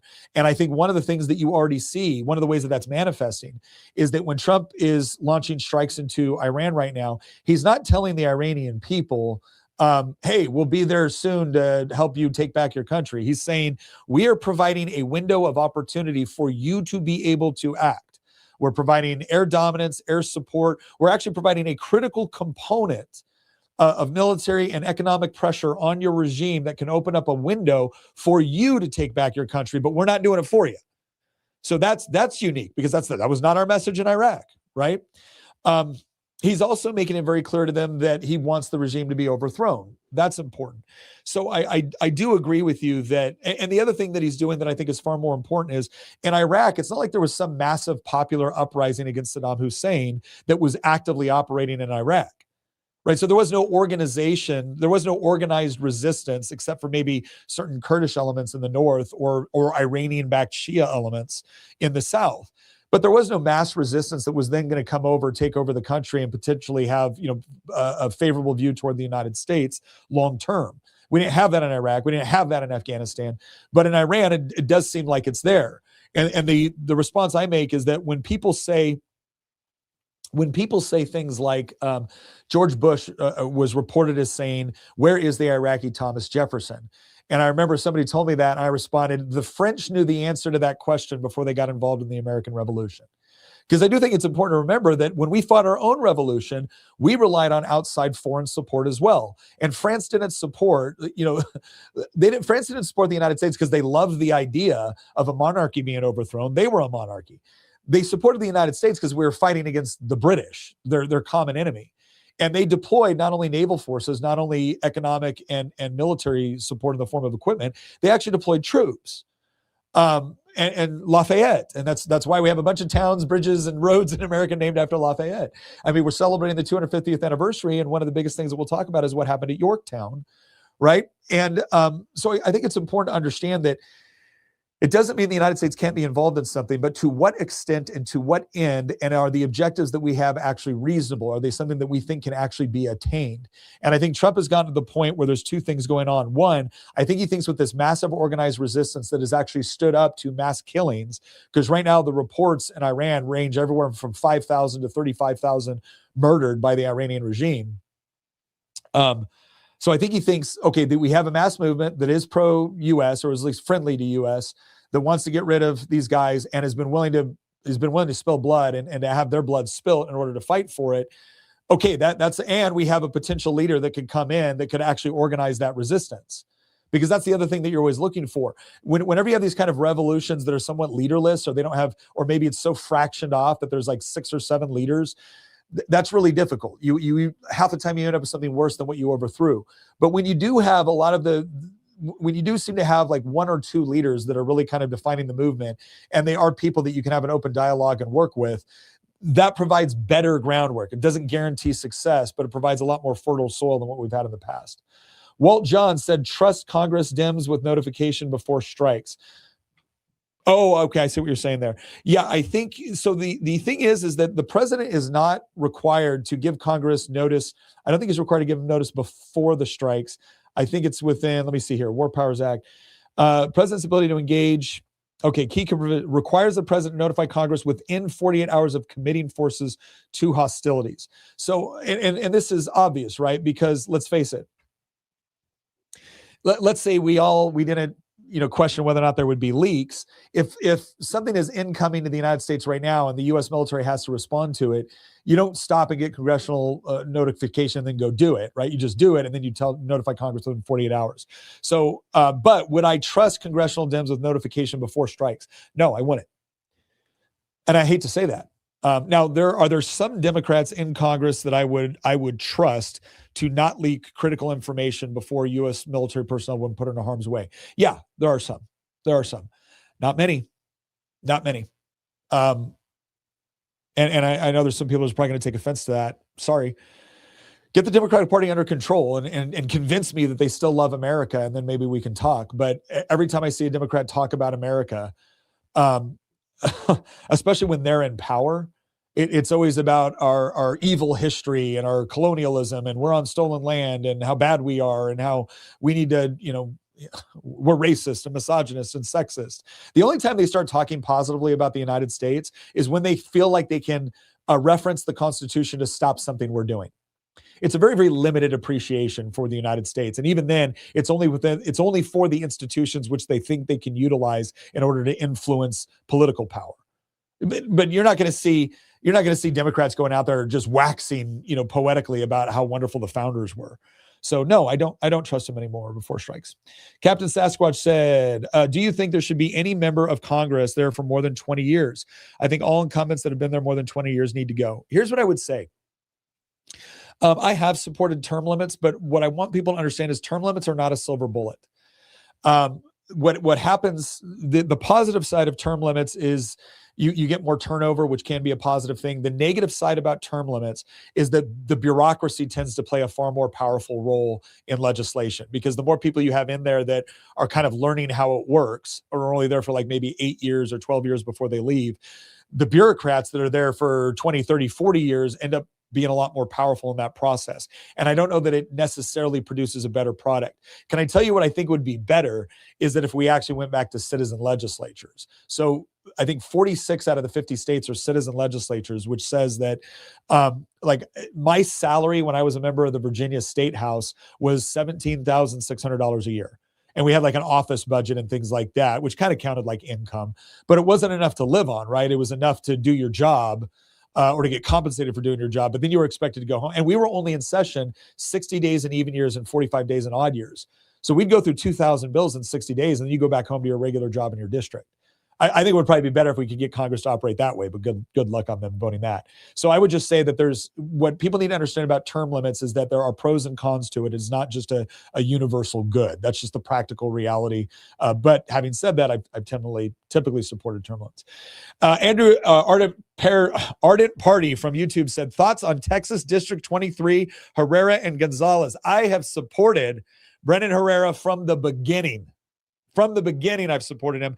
But now that Trump has withdrawn his support of Gonzalez, being that Gonzalez, who I think is a father of 6, was involved, and it looks like it was involved in an extramarital affair with a married staffer who also had a child, who ended up killing herself by setting herself on fire. And when this all happened, Tony Gonzalez says, I had nothing to do with it, et cetera, et cetera. But it came out that, nope, they were having an affair. And yeah. So I supported Brennan Herrera before any of that happened. Joe Bob said, I'm saying that being against Israel will lose massive evangelical support, which will cost Republicans elections for years. That could be true. I don't know. I get what you're saying. Again, I tend to be someone that's supportive of Israel's right to exist and be a sovereign nation. Yeah. So I don't know. Okay. Here we go. There we go. Okay. Aaron Rose said, looking at the Pahlavi crown prince, do you believe the U.S. will back him if Iran's regime falls? Kurds are rallying together as a coalition. Thoughts? Yeah, Kurds have always been fairly independent people because they've never had a state. Right. So you have the largest portions of the Kurdish population are in Iran, Iraq, Turkey, and parts of Syria. So yeah, I think they're going to try to band together to protect their interests. Like in Iraq, the Kurdish area of Iraq up north operates a lot like an autonomous zone. So it's still a part of Iraq, but they have a lot of self-government. It's the closest thing that you would get to kind of more of a federalist approach in Iraq as you're probably going to get. And so I think they'll do the same thing. As far as who will the United States support, this is one area where I could see Trump saying, I want to wait and see. I want to wait and see. A lot of the supporters, a lot of the student supporters seem to be cheering for Pahlavi. And if he comes back and actually takes ownership of this and ends up being something of the clear successor, then I could see the United States doing it. But I think Donald Trump wants to make sure that he's the guy, which I think is actually wise. If the U.S. gets involved too early on picking who the successor will be, then it'll look like the U.S. picked the successor. And that's not what we want. We want an organic Iranian solution, right, that actually supports the U.S. And so I think he's probably the top contender. But yeah. Okay, 11 Bravo. Crunchy said, I am an OIF vet. That's Operation Iraqi Freedom, 05, 06, 09, 010. Thank you very much for, or 09, 10. Thank you very much for your service. We actually served over there around the same time. I was there in 06 and 08. I think my generation was lied to about Iraq to get us to enlist. I don't get that feeling with Iran. Maybe it's because I'm 40 now, but this should have been done under Carter. I don't know that they lied to try to get us to enlist. But I definitely think that there was, I think Bush found the information that he wanted in order to get the war that he wanted. I'm not disagreeing with you. I'm just wondering what their motivation was. And that's still there's a lot of various reasons why I think Bush was interested in going back into Iraq and, quote, finishing the job. And I do think there was a lot of things specifically about Iraq where they put a lot more emphasis on things than I don't think the justification ended up being very good. And at the time I felt differently, right? I was in the Army after 9/11 and I was like, hey, I just want to go get bad guys. And I learned a lot through that experience and coming back and being like, you know what? Wanting to get bad guys was a good motivation, right? That wasn't a bad thing. And we did get a lot of bad guys. And so that's wonderful. But we do have to be a lot more careful on when we deploy troops and why. But I tend to agree with you. I don't get the same feeling about Iran, in part because when it came to Iraq, we had propped up the Iraqi regime against the Iranians because we had always seen the Iranians as a bigger threat and a bigger problem for the United States than we saw Saddam Hussein initially. And then when we toppled Saddam, it's not as if, Iraq now is one of the countries, we'll get into the countries that are supporting this move and the ones that are opposing it, but Iraq is one of the countries that is condemning the U.S. attack on Iran. Gee, I wonder why. Oh, it's a predominant Shia country with a lot of influence from the Iranians. And why do they have that influence? Well, we got rid of the Sunni dictator that was keeping the Iranian influence at bay, right? Like, did that, and people are like, well, but Saddam was horrible. I agree. And so's the Ayatollah. And this is the real politic part that Americans got to get a little bit more comfortable with instead of treating everything like a black and white moral issue.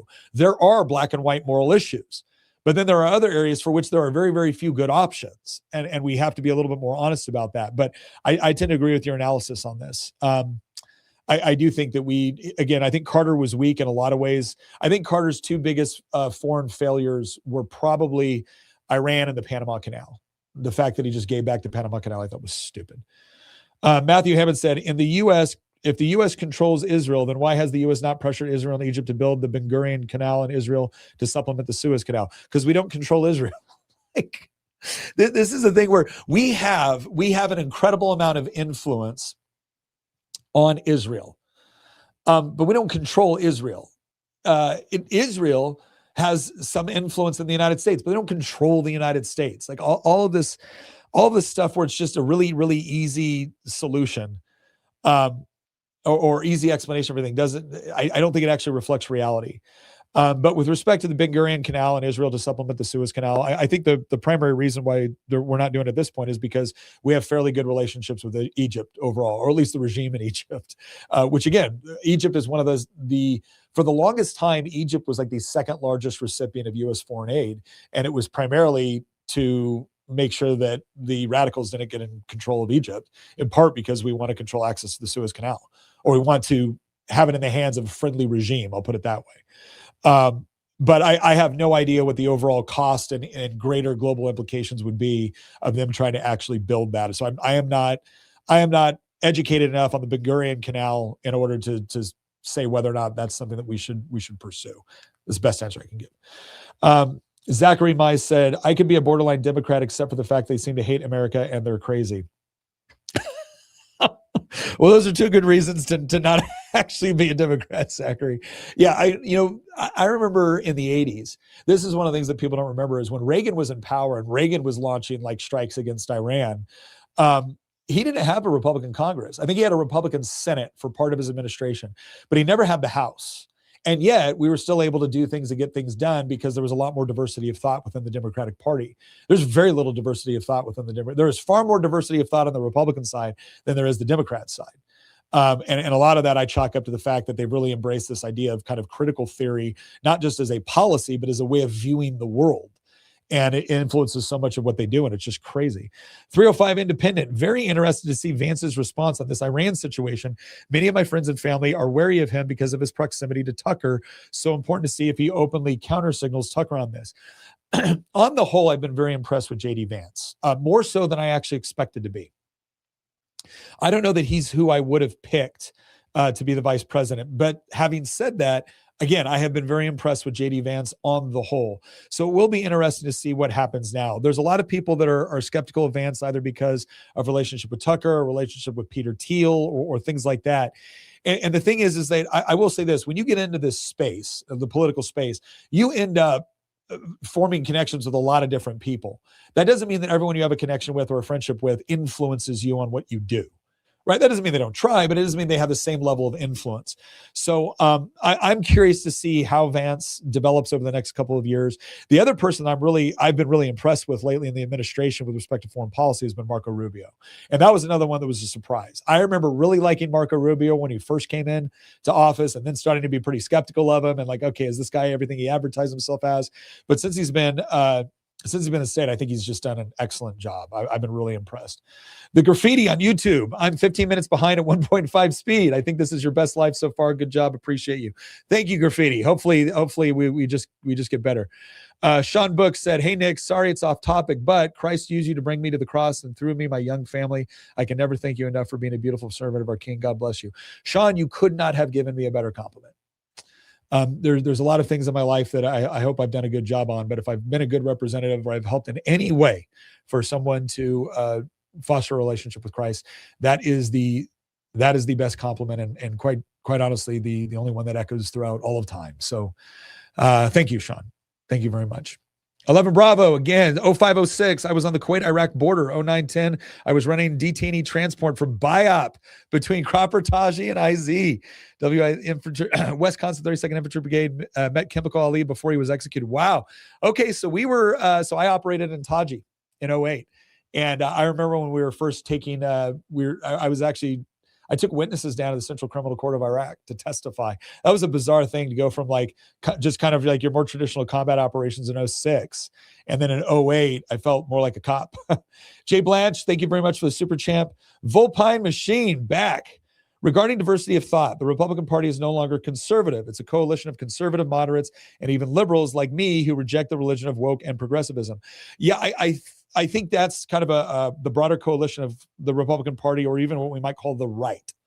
I think there's more of the people that are the traditional conservatives. I put it down into 3 categories, actually, when we define the right. We just did a big series on what the right should want, where we talked about things like this. And I kind of came up with 3 broad categories. One category was I didn't leave the left left me. And that might be where you're at, right? Category 1, this idea of like, look, I'm not a hardcore conservative, but I just think woke progressivism is crazy. And that's category one. Category two is more of your traditional conservatives. These are the people that think the country kind of started going wrong during the progressive era.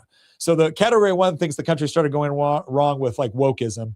Category two thinks the country started going wrong with the progressive era, Woodrow Wilson, stuff like that. And then the third category that I articulated was the kind of like the post-liberal category. These are the guys that they have a lot more questions about classical liberalism. They think the problem started not with the progressive era. They think the problem started with like the French Revolution or the Enlightenment. And that there is a very broad coalition on the right. So I think that's a good point. Ginkgo Yoki said, cartoon with Reagan president, Gaddafi with a huge feather running for his life, a huge eagle talon about to grab him. Funny as heck. I wish I could see it. Trade on Market, you are one of the most sensible humans I have ever seen. Well, Trade on Market, thank you very much. I try to be. 305 Independent. Rubio was my college professor. Everyone in my orbit wants him to be the nominee over Vance, and my lifelong GOP dad even said he won't vote for Vance. Wow, that's crazy. I would definitely vote for Vance if he was the guy. But again, Rubio's really impressed me. Jesse Hughes said, what do you think of Tim Anderson's legal strategy to fight the redistricting effort here in Virginia? Jesse, and I know Jesse. Come on, man. This is a little off topic, right? A little bit off topic. I would say I'd have to look more into it. There's been I've been involved in like a couple different legal efforts with respect to stopping the redistricting. Some of them are focused on the idea that it violates the 90-day notification. Some of them are on the idea that the election is ongoing. Some of them are on the thing that it didn't give the clerks of the court adequate time to inform people. So I think there's a lot of different strategies for questioning it, and I'm happy with everyone going with all the ones that they possibly can. One more thing I wanted to get to here is a couple other sites that I would just encourage people to look at. One is this Vicegrad 24. Let me go ahead and bring these up.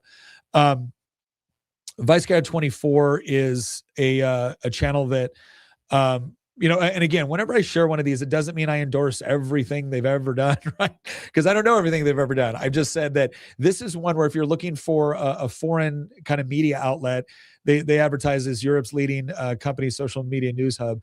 I've been really interested in their ability to get information out quickly. So you can already see they were up here really quick talking about rumors with Khamenei being on life support, leader of the IRGC being eliminated, defense minister of Iran being eliminated. So they get things out fairly quickly. And I've met one of the guys with him real quick and was impressed by him. So, for what it's worth, I think he's a good guy to follow. The other one that I would highly recommend, and kind of, I just think he's done a great job. Here, let me bring this up real quick. Some of you guys are going to laugh because I've had people say before that this guy is my long lost son. And that is Kagan Dunlap.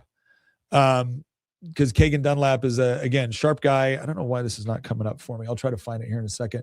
But Kagan Dunlap, one of the things I appreciate about Kagan is he is a Marine combat veteran. I would classify him as definitely being more conservative, but the thing that I appreciate about Kagan is that he is, I think, just an honest broker. I think he's a very honest broker when it comes to reporting on things. I think he asks good questions. But yeah, Kagan Dunlap, Kagan.Dunlap, you can find, I got it right up here on Instagram if you want to check him out. But he was up very early this morning kind of going through things as it was developing, and he does a very good job of that. So if you're interested in hearing some other takes from people, those are two that I think are definitely worth following at this point.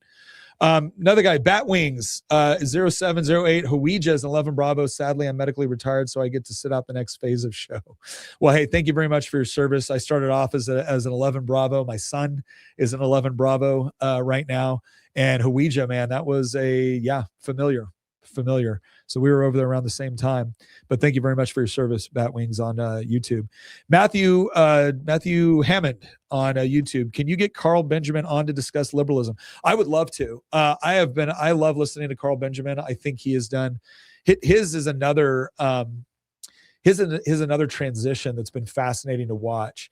Some of the ones that have been interesting, and again, I'm going to name off some people that people get mad at every time I mention them, but I think it's been fascinating to watch their kind of development and what they're doing and the work that they've done, because a lot of them kind of come from inside.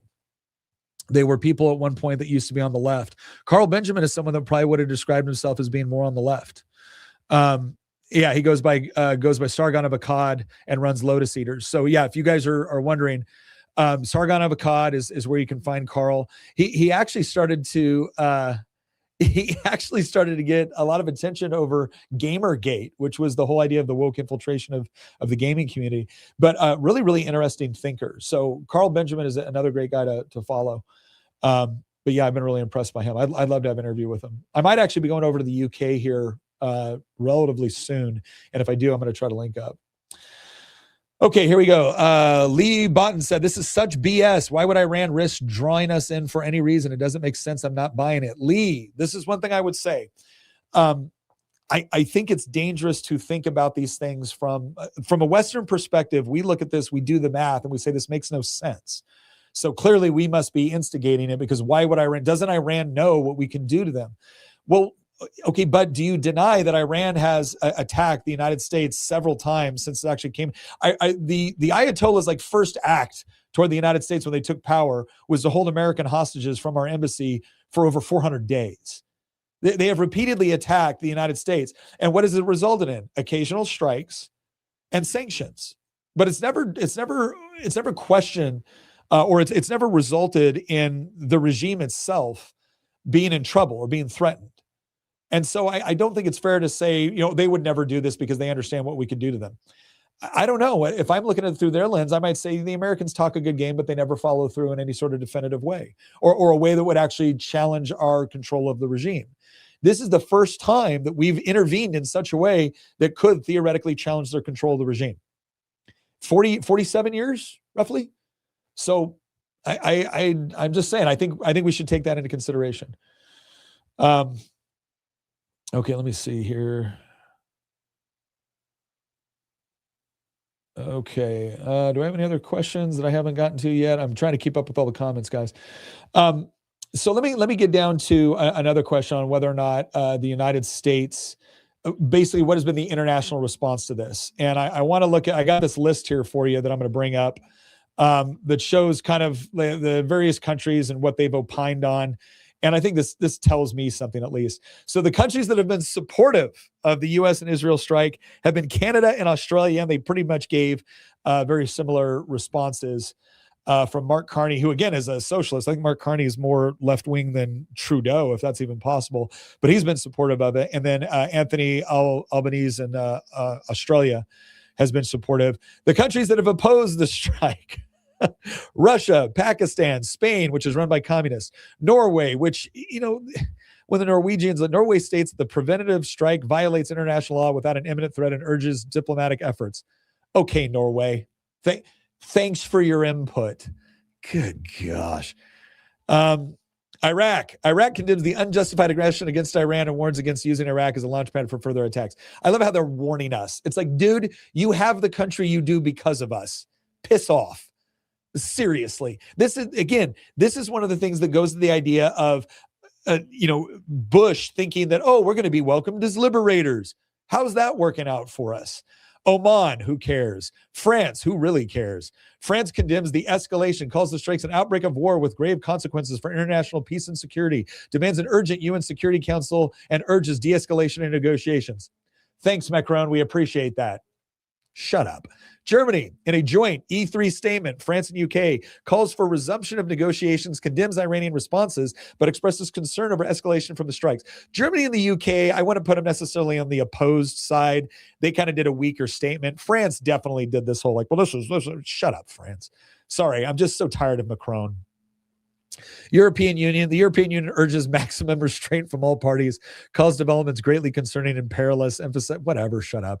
China is highly concerned. Actually, China might go in. I was a little bit surprised. China is highly concerned about the strikes, calls for an immediate halt to military actions and a return to negotiations. China is obviously cozied up to, and Iran have been cozying up to one another for a variety of reasons.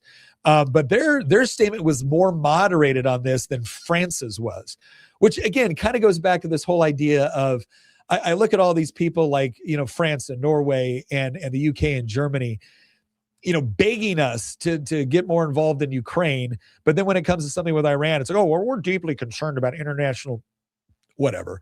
And as far as the United Nations, this is probably the organization whose opinion I care about the least.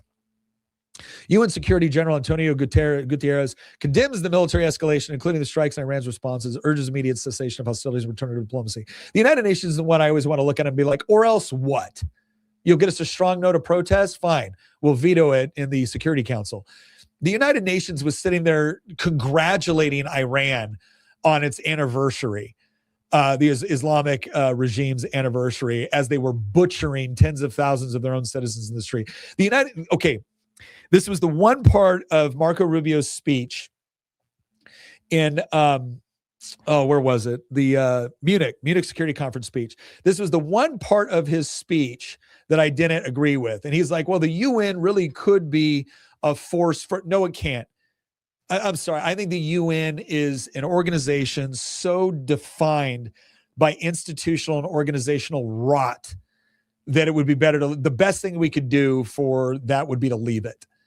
You know, NATO, I'm willing to hear arguments on why we should still be there, but the UN, I'm sorry, I'm done at this point. It would be so difficult to convince me that we need to stick with the UN. I think the UN exists primarily at this point. The UN exists in order to add legitimacy to rogue regimes, because that seems to be all it's capable of doing. That and fraud, waste, abuse, and grift on behalf of organizations closely connected with an international body that spends its nation states' money with impunity. Good gosh. I just can't stand it. Okay. Let me see here. 11 Bravo said, we did security at the CCCI when there were hearings and trials going on. Have a picture of me and one of the 240 emplacements we had above the main door. I've also got a picture of me standing on the rooftop with the picture of the crossed swords in the background. Oh, that's pretty cool, man. We chewed some of the same dirt.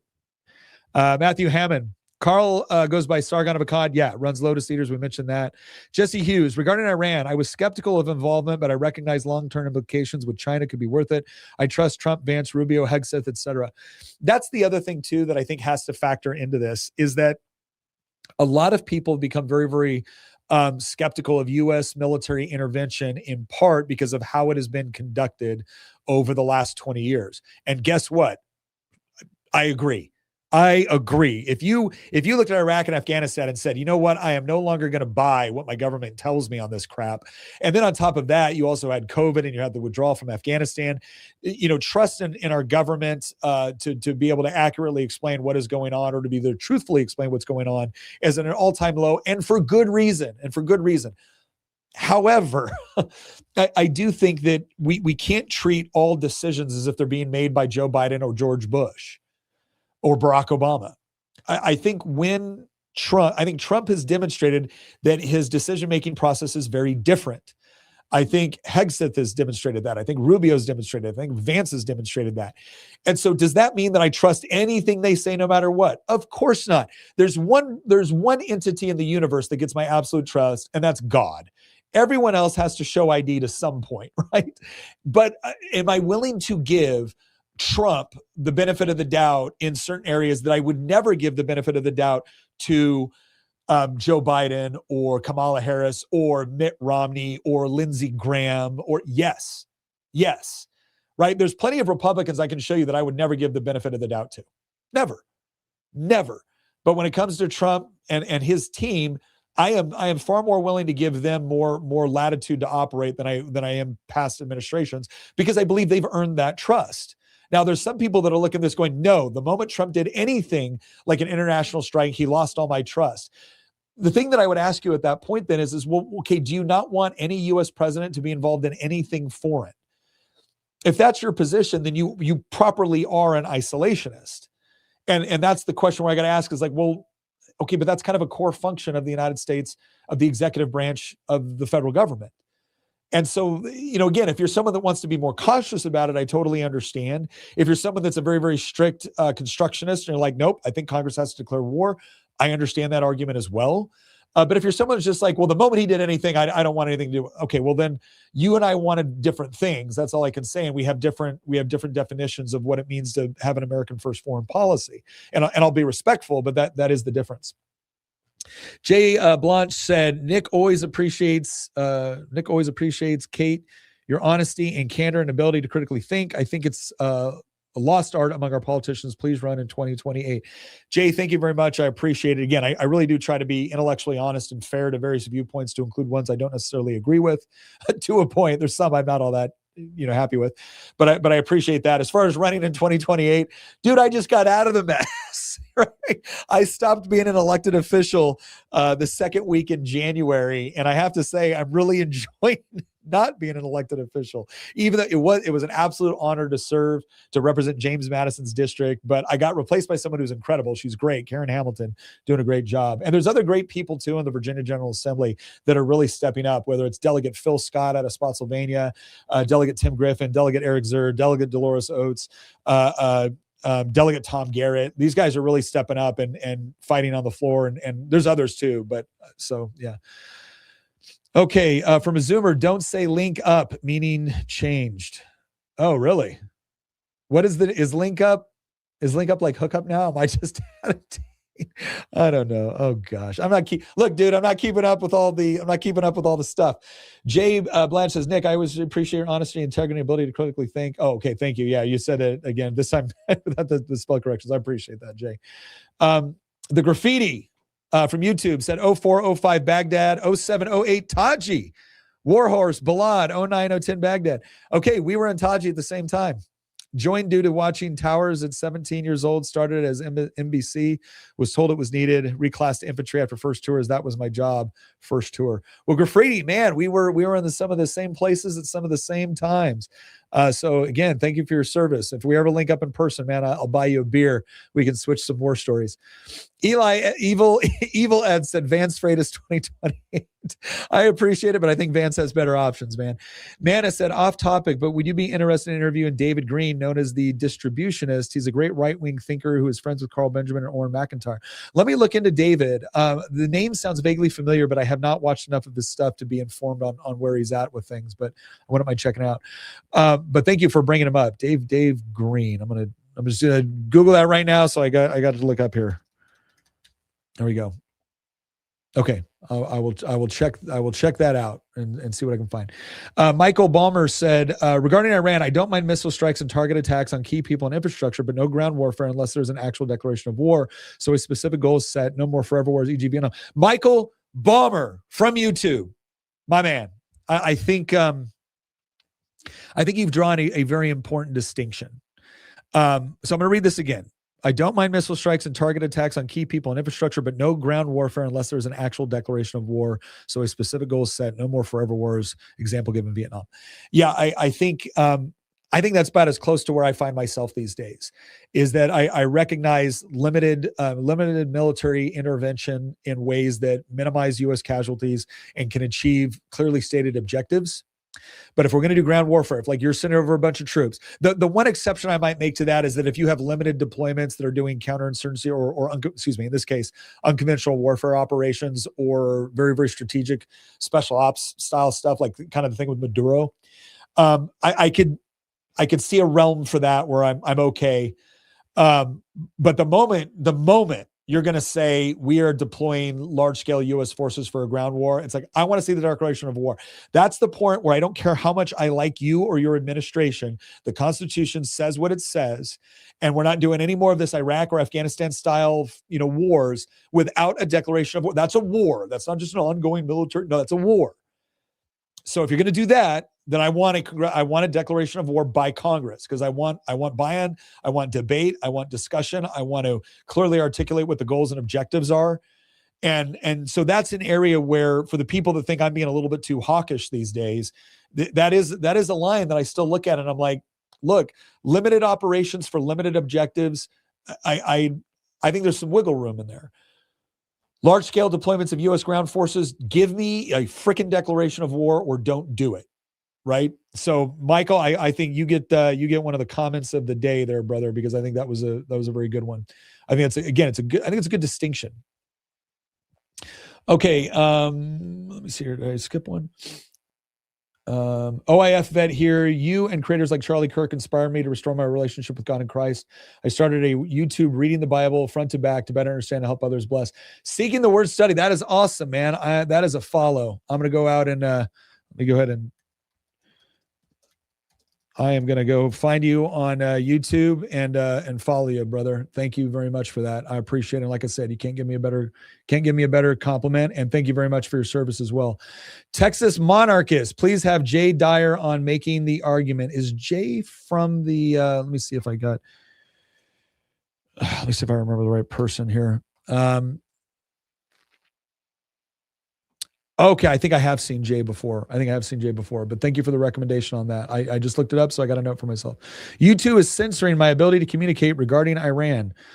Okay, don't know. I don't know if I just missed it or whatnot, but I'm trying to catch all the ones that come up here. Okay, so anyways, I gave you guys some other ones to follow I thought was good. I had some other stuff up here about Iran's military, but I think everyone kind of understands that there's no way they're beating us in any sort of head-to-head conflict. This also, by the way, this is the other thing too that I think distinguishes what's going on in Iran from some of the other conflicts that we've been on, and that is the mass protests. So there is no question that the Iranian people are fed up with what they have. And I wanted to show you this interactive timeline here. This comes from Institute for the Study of War and Critical Threats. I started this starts off on 1/6 to 1/7, so January. And if you look at the thing over here, this gives you the idea of the confidence level of the protests going on. But you can click on this, and it'll actually play through and show you where the protests are going on. And again, you can see it takes place all across the country geographically. It's taking place among various different ethnic groups. You can tell when they really started to crack down, they kind of limited some of the protests for a while, but they're back. And again, I think this was one of the things. There was a lot of people that were wondering, well, if Trump was going to engage, why didn't he do it sooner? And again, I think some of that had to do with the fact that he wanted to see if there really was sufficient resistance in Iran. And I know people could look at that and be like, well, how many people had to die, blah, blah, blah. Look, if you're someone that is tired of the United States being told, oh, you just need to get involved and you'll be welcomed as hero. I remember sitting at American Enterprise Institute, and I just went there to listen because it was, I forget the U.S. policymaker's name, but he was Paul Wolfowitz. It's Paul Wolfowitz, and it was the former ambassador from Libya, and he had defected to the United States when they were taking on, Gaddafi. And this guy and Paul Wolfowitz was encouraging the United States to send ground forces to Libya. And I got up and I asked the question, and I said, vet, can you please explain to me why Libya will turn out different from Iraq if we send in U.S. forces? He goes, oh, this is different. You will be welcomed as liberators. I said, yeah, I remember hearing that before. So like I said, it was one of those things where it's all fine and good for the people that are going to benefit economically to tell you we desperately need U.S. forces on the ground. But I think what Trump was really waiting to see is how many people in Iran were willing to not just protest, but willing to potentially fight and push back in order to overthrow this regime to potentially take back their country. And I think they've demonstrated that they are. And I think they've demonstrated that it's not just small pockets, but it's actually a much larger, more dedicated force. And the question is how will they organize and how can they be supplied and will a leader arise? And as those things develop, I think what Trump just did is he reinforced the notion that they're not going to be left to just die. Because you had a major protest happening in Iran, and Obama pretty much just said, hey, good job, guys, at the same time that he was freeing up money. By the way, Abigail Spanberger, the current governor of Virginia, bragged on a debate that she did with me. This was, you want to talk about insulting. I'm an Iraq war vet. Abigail Spanberger likes to go around pretending like she was James Bond, when in reality, she wasn't doing any of your covert stuff in war zones, at least from what I understand. And she was sitting there how she helped do the intelligence analysis, which encouraged the Iran deal. And I'm like, oh, well, that's cute for you. I guess that explains why you didn't see it being a problem to free up hundreds of millions of dollars for an Iranian regime, which not only represses its own people, but was killing my friends in Iraq. But good job, Abigail Spanberger. That's a real feather in your CIA cap, isn't it? So again, that's one of the biggest differences here is I think Trump wanted the people to know that if they're willing to continue to fight, then there is something the United States is willing to do in order to help. Trade on Market says, I'm proud to be one of the 4,000 viewers watching you right now. I'll be honest, from outside the U.S., but you know why I stick here. I see value here. No, I appreciate that, Trade the Market. I really do. And again, I like getting feedback from other parts of the world too, because I like getting the various perspectives of what's going on. The other thing that I think a lot of us are realizing is that we may be Americans or Brits or Canadians or Germans or Finns or Poles or Hungarians or whatever it is. But we're starting to kind of find our people, not just within our own countries, but internationally as well, especially people that are very, very dedicated to defending Western civilization, defending Christianity. And it's always encouraging to be able to see that. I'm actually going to be heading to Europe here in the next couple of months, and probably heading over to other parts of the world here in the next year or two. And I'm really looking forward to kind of meeting up with, like-minded people across. Michael Balmer, again, he goes, I agree. Special forces like your guys or other troops or SOCOM, laser marking targets, exfilling HVTs, etc. That is scalpable. But we're not sending in the 82nd or 1st Armored unless there's a declaration. That's a hammer. Scalpel versus hammer. Yeah. No, I think that's a good distinction. I really do. I think it's a proper distinction. Volpine Machine said the removal of the leadership of the nation we recently airstrike might be an example of the right thing for the wrong reasons. Net positive for Iran and the world. Does this get around the censor? Yeah, that got around the censor. Removal leader might be the right thing for the wrong reasons. Net positive for Iran and the world. What do you mean the wrong reasons? So I'd be curious for you to elaborate on that. So basically what I see it as you saying is like, look, getting rid of the IRGC and the Ayatollah and these guys might be the right thing, but there may be nefarious motives involved. I'm assuming that's what you mean by the wrong reasons. So I don't know. That'll be interesting, and like a lot of this stuff, unfortunately, time will tell. Madcap Magic said from YouTube, how do you not get a headache dealing with Gen Z? Can I be perfectly honest with you? I speak on a lot of college campuses, and I actually have a lot of faith in Gen Z. It's a lot of what you see on TikTok and social media can be really, really discouraging. But let me tell you something. In the last 6 months, I have spoken at universities from Texas A&M to Grove City College to Cal Berkeley, University of Alabama, University of Iowa. I have been to some more conservative campuses and some really hardcore left-wing campuses. And when I show up, the questions that I get asked by Gen Z are oftentimes, again, I'm coming there as a state legislator or as a former state legislator. And they're not asking me questions about taxes or politics or how to run for office. They're asking me questions about faith. They're asking me questions about family, about masculinity.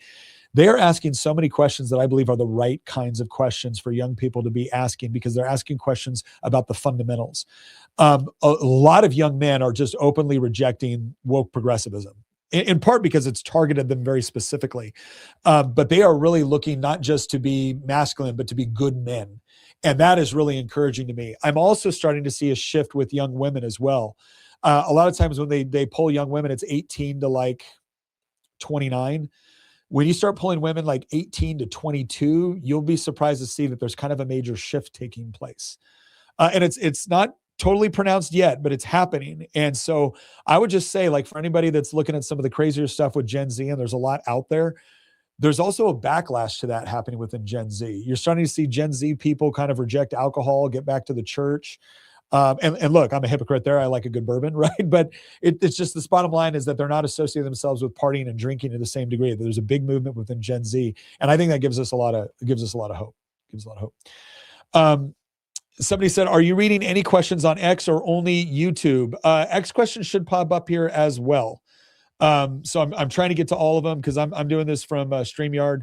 So, as stuff comes up in my feed, I'm trying to catch everything, but I'll go and I'll check Twitter, see if there's, or X, see if anything's in there. Volpine Machine said the removal of Saddam, for instance, I think was sold to the American public for the wrong reasons. I'm not sure we should ever gone to Iraq, but at the same time, is anyone going to deny that removal of Saddam has been a net positive? That's okay. So Volpine Machine, that is an interesting question. I get what you're saying now. I do believe the wrong reasons too in this case would be like it was incorrect that the justification was largely weapons of mass destruction. We now know that Saddam just did not possess them, at least not in any sort of sizable quantity or thing that would have been perceived as a threat. And the question is can anyone deny that removal of Saddam has been a net positive? That is a more interesting question, in part because Iran has kind of filled a major part of the power vacuum in Iraq. Because as soon as you turned Iraq into a parliamentary democracy and you had a large Shia population that had been working with the Iranians against Saddam Hussein, now you're basically choosing between Saddam Hussein or Iranian proxy. Now, anybody that will look at what Saddam Hussein did to his own people or to the Kurds will say, no, of course it's a net positive that he's gone. It is definitely a net positive for certain people and groups. It's harder to articulate for the larger region.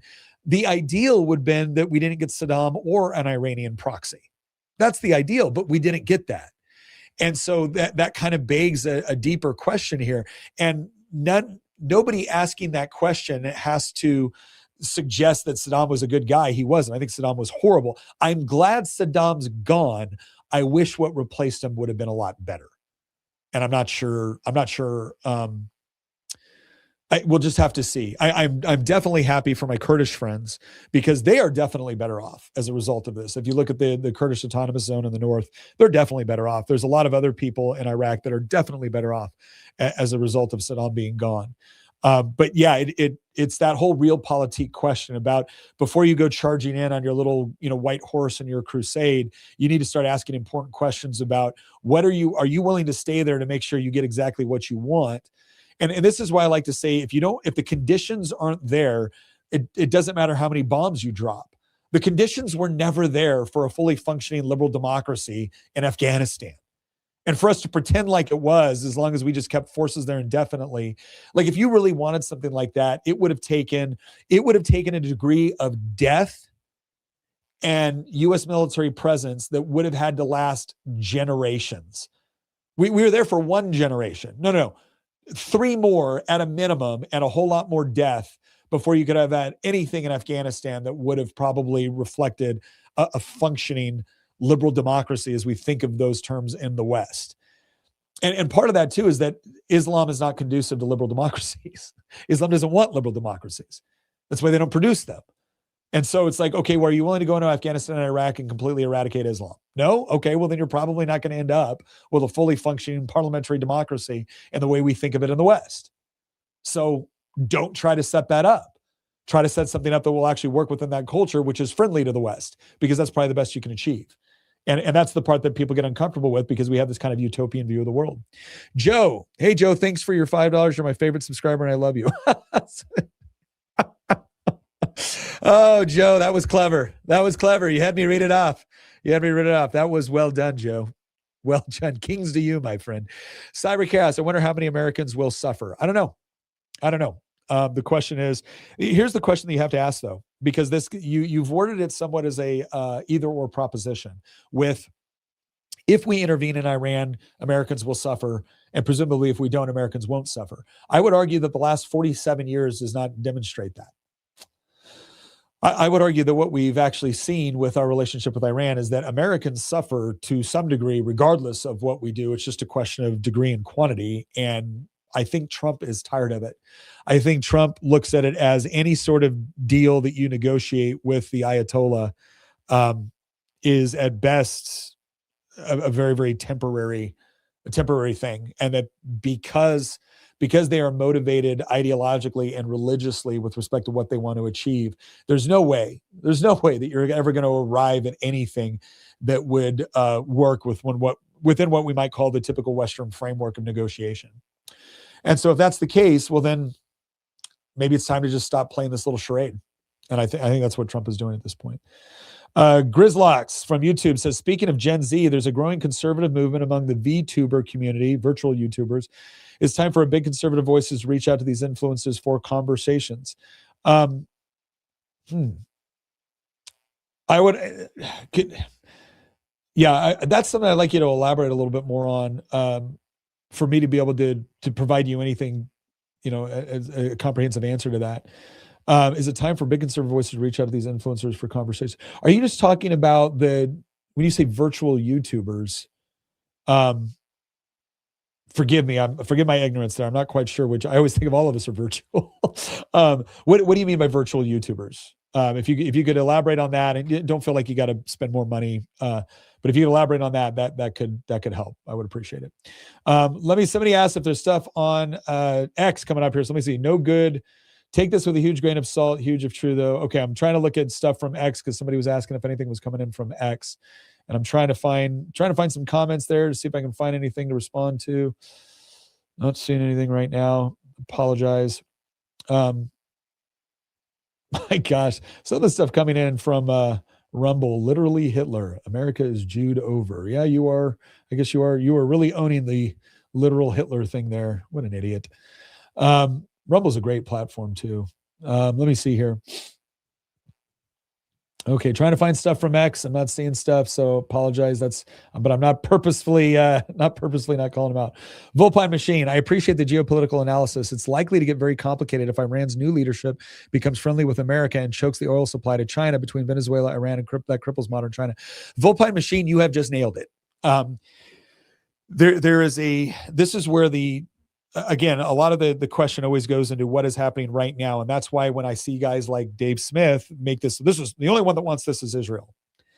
It's verifiably false. And Dave is a smart guy. So I don't know why he tends to try to break it down into something so simplistic.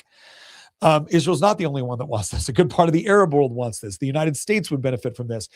China definitely doesn't want to lose Iranian oil.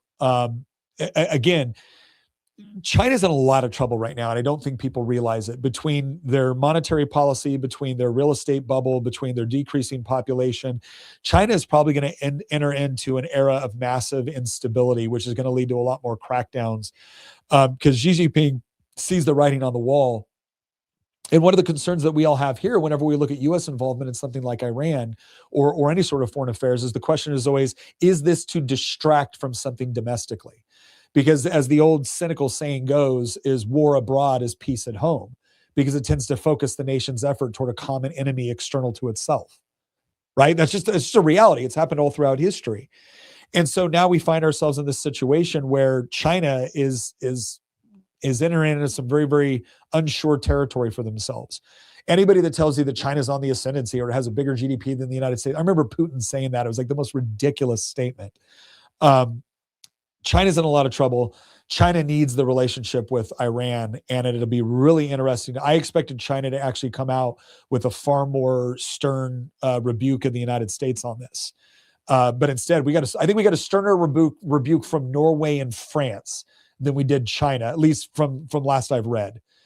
So I was a little bit surprised by that. But yeah, Volpine Machine, you are 100% correct. Again, China is maneuvering itself right now to try to secure up its stocks or secure up its supply line for energy, right? We know all about kind of the Belt and Road Initiative, where they were kind of going all through and increasing their trading routes and infrastructure all through kind of the Middle East and through all the stands like Uzbekistan, Kazakhstan, Tajikistan, et cetera. But that Belt and Road Initiative also worked into rare earth minerals down in Africa. They built ports in Sri Lanka, like all over the world. They have they had oil supply from Venezuela.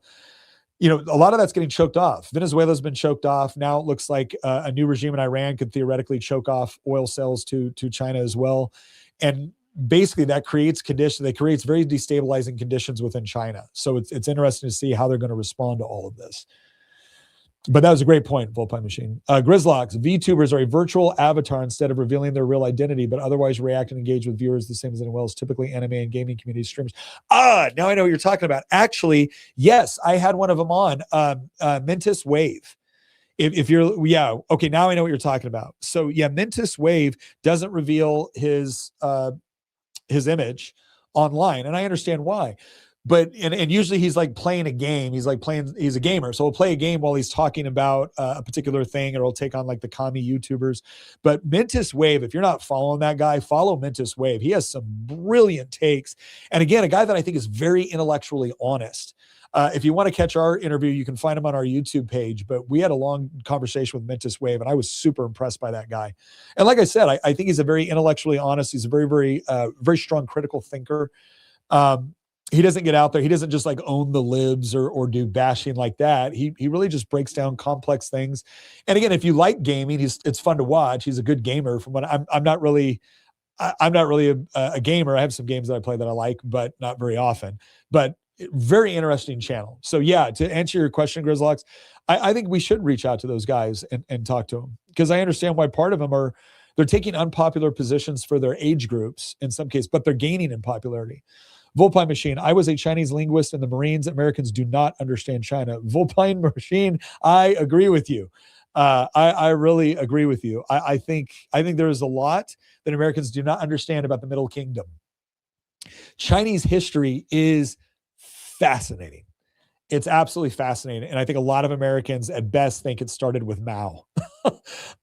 And it is fascinating to research. And I don't claim to fully understand China, but I think I have maybe somewhat better than the average understanding, because I really have tried to see things from their perspective and how they look at things and how they process and where they see their place, not just in the world, but in history. Jay Blanche, just retired, got a lot of my friends downrange right now. I know they are there for the right reasons. I just can't agree to troops on the ground now. Jay, I get where you're at, man. I get where you're at. I do think that we can distinguish between, again, using military force in ways that reduce or minimize U.S. casualties and that really take advantage of our technological advantages. This is why when we talk about air power or we talk about naval power, we tend to consider those safer means of intervention, because the difference is so stark and overwhelming. If I line up a Delta Force operator against, an infantryman in the Iranian regime, there is no question that Delta operator, or even just a U.S. infantryman versus an Iranian infantryman, it is night and day. It is night and day. You're not even talking about the same thing with respect to combat power. But the difference is that infantryman still has to walk down that alleyway or walk through that door or clear that room.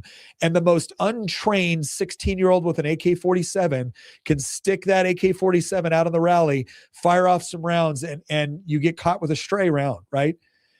And so even though our ground forces are so much more elite and powerful and capable than the armies around the world, it's still the hardest in order to mitigate casualties, especially when you talk about the logistics supply line that's necessary to support and supply large amounts of ground forces. When you talk about U.S. air power or U.S. naval power, the technological differential and the offset. So now I'm shooting I'm shooting targets I can't even see with the naked eye, right? Like I'm shooting things, miles, hundreds of miles away in some cases. And so the technological imbalance is such to where it's not even a fair fight. Again, if you go look at Fat Electrician's thing, Proportional, where he talks about the U.S. Navy's response to the Iranian Navy in the 80s, even back then, the technological differential between Iran and the United States has only increased since then. But if you look at the differential back then, the Iranian Navy showing up to a fight, you're like, oh my gosh, Iran's most up-to-date cruiser. It stood no chance against the United States Navy. And that has led some people to say, well, then why are we doing this if Iran can't pose any real threat? It's not because of their conventional capabilities, but if you look at their asymmetric capabilities, or you look at the potential nuclear capabilities, that becomes a relevant threat, right? We're not concerned about Iranian divisions crossing the Pacific Ocean and landing in San Francisco, right? Nobody said that's a threat. But there's other ways that they do pose threats through destabilization of areas that are critical for global trade. They do pose a threat when it comes to oil supply. They do pose a threat when it comes to terrorist operations. And that's what we're trying to mitigate. And I think Trump's just finally come to the conclusion that the Iranian regime will not be convinced simply by overwhelming power. And I don't think he's wrong with that. All right, let's get some more questions here. Matthew Hammond said, you should have on Razor Fist and Salty Cracker. Okay, those guys I don't know. I apologize. Well, everybody, we've been going on for a little over 2 hours now. I haven't seen any other major updates as of yet. But again, I just want to encourage you, a couple channels. Kagan Dunlap is a great one to follow. If you want to go watch Proportional, don't watch it with your kids around. The language is really bad. But if you go watch Proportional by Flat Electrician, he talks a lot about what actually happened the last time the United States and then kind of went up against one another. But go check those out. Again, look, whatever happens, continue to pray for any of our troops that are going to be put into harm's way. Pray for the Iranian civilians. And look, I'm going to say this, regardless of what happens of the extent of U.S. involvement, I would love to see the fall of the Islamic regime in Iran. I would love to see it replaced with an organic solution that free Iranians choose. They're going to have to be the ones that do the heavy lifting on this fight. I think Donald Trump is providing them a corridor. He's providing them an opportunity to act where they can severely degrade the IRGC's ability to repress and murder their own citizens. But the heavy lifting is going to have to be done by the Iranian people. And I think they've proven that they're willing to do it. And so I'm really excited to see how this transpires. We got a couple more things here. Volpine Machine said, Chinese, like Jews, are some of the only surviving old world cultures over 5,000 years old. That kind of uniformity in culture leads to big differences. Yeah, you're absolutely right. It also leads to a strong sense of cultural identity, which, again, I think we're kind of suffering from a lack of in the West right now. I think we used to have a much stronger American identity, and we're desperately trying to get it back, which I think is a good thing. But yeah, you're right. You're right. And then Michael Bomber said, unverified reports say Khomeini was KIA. That would be a huge development. Because if they've essentially wiped out the leadership of the military, the conventional military, wiped out the leadership of the IRGC, and wiped out the religious leader, Khomeini, you are setting the conditions for absolute chaos. And what ends up happening is one of two things happen. You either have somebody within the regime that rises up that's even more brutal and worse, which is a very real possibility, or Trump's, again, one of the most important things Trump said in his speech was, if you throw down your weapons, you can have complete immunity. That's a huge offer. If you're an Iranian soldier and you are looking around going, if you're actually even better, if you're an Iranian colonel or general, not in the IRGC, in the conventional forces, and you're looking around going, yeah, I don't think this regime is staying in place, and I want to be seen as one of the good guys. So you take your armored battalion, or you take your brigade, or you take your whatever it is, and you say, I'm joining the resistance. Well, you very well likely have a place in the new world. And if all of your soldiers are realizing that, okay, wait, we get immunity, my family's going to be safe if we switch sides or we put down our arms right now, I don't see a lot of them putting down their arms. I see them switching sides. And so I again, as the best case scenario. The question is will that message get to those people, right? It's all fine and good for us to be able to talk about it. But then this is also where people like Elon Musk come into play, where now all of a sudden you've got, what is it? Oh gosh, I can't believe I forgot the name. You've got a satellite internet, going over there and providing access to the internet in ways that they otherwise wouldn't have it. Starlink. So listen, let's plan for the worst. Let's hope for the best. I'm excited. I'm actually, I don't mean excited in the realm that, oh goody, we got U.S. forces going into harm's way. I just mean that I think we have the very real possibility of providing a window of opportunity for the Iranian people to overthrow the Ayatollah, and to potentially have a country in the Middle East, a country that the size and the resources of Iran being friendly to the United States. I think that's a geopolitical game changer. And if there was any administration in my lifetime since Reagan that I would actually trust to get this right, it's the Trump administration. Having said that, there's still criteria, there's still thresholds. I may support the Trump administration. That doesn't mean I'm willing to bless off on anything that happens. Not that he needs my blessing, but you know what I mean? I want to be intellectually honest to what I've always said. And I think Michael said it best, where he was like, look, limited strikes, I get it. Providing an opportunity for the Iranian people to go out and fight and take other country, I get it. But if you're going to send massive U.S. ground forces, we need a declaration of war at a minimum, because we need to have that debate. I think that's also true. And I think Trump believes that as well. A couple more questions here from YouTube. Torino, De Guzman, Nick, for more VTubers, I recommend checking out Leaflet and Asari. She's conservative and genuine. Thank you. I appreciate that. And Volpine, number one, +1 for Razor Fist, unhinged in the right way. And then there for lights with huge slaughter. Isn't Iran, KISS, keep it simple, humanity? with huge slaughter, isn't Iran? I'm going to apologize. I don't know what you mean by that, brother. Sorry. Anyways, listen, I got some other things I got to do today as well, but we're going to keep abreast of this situation. And if we have any more major updates, maybe we'll come back. In the meantime, Vice Guard 24, good one. Kagan Dunlap, good one. And then go check out Fat Electrician's Proportional and tell him I sent you in the comments. Nick's a good guy. His name's Nick as well. We're actually both born in the same place. Really smart guy, but that's a great video. Once again, guys, thank you very much for joining. Hopefully this was helpful. Really appreciate the discussion. This was great. I learned a lot too from you guys just going through and talking about this. So I really appreciate it. God bless everyone. God bless. And we'll see you soon.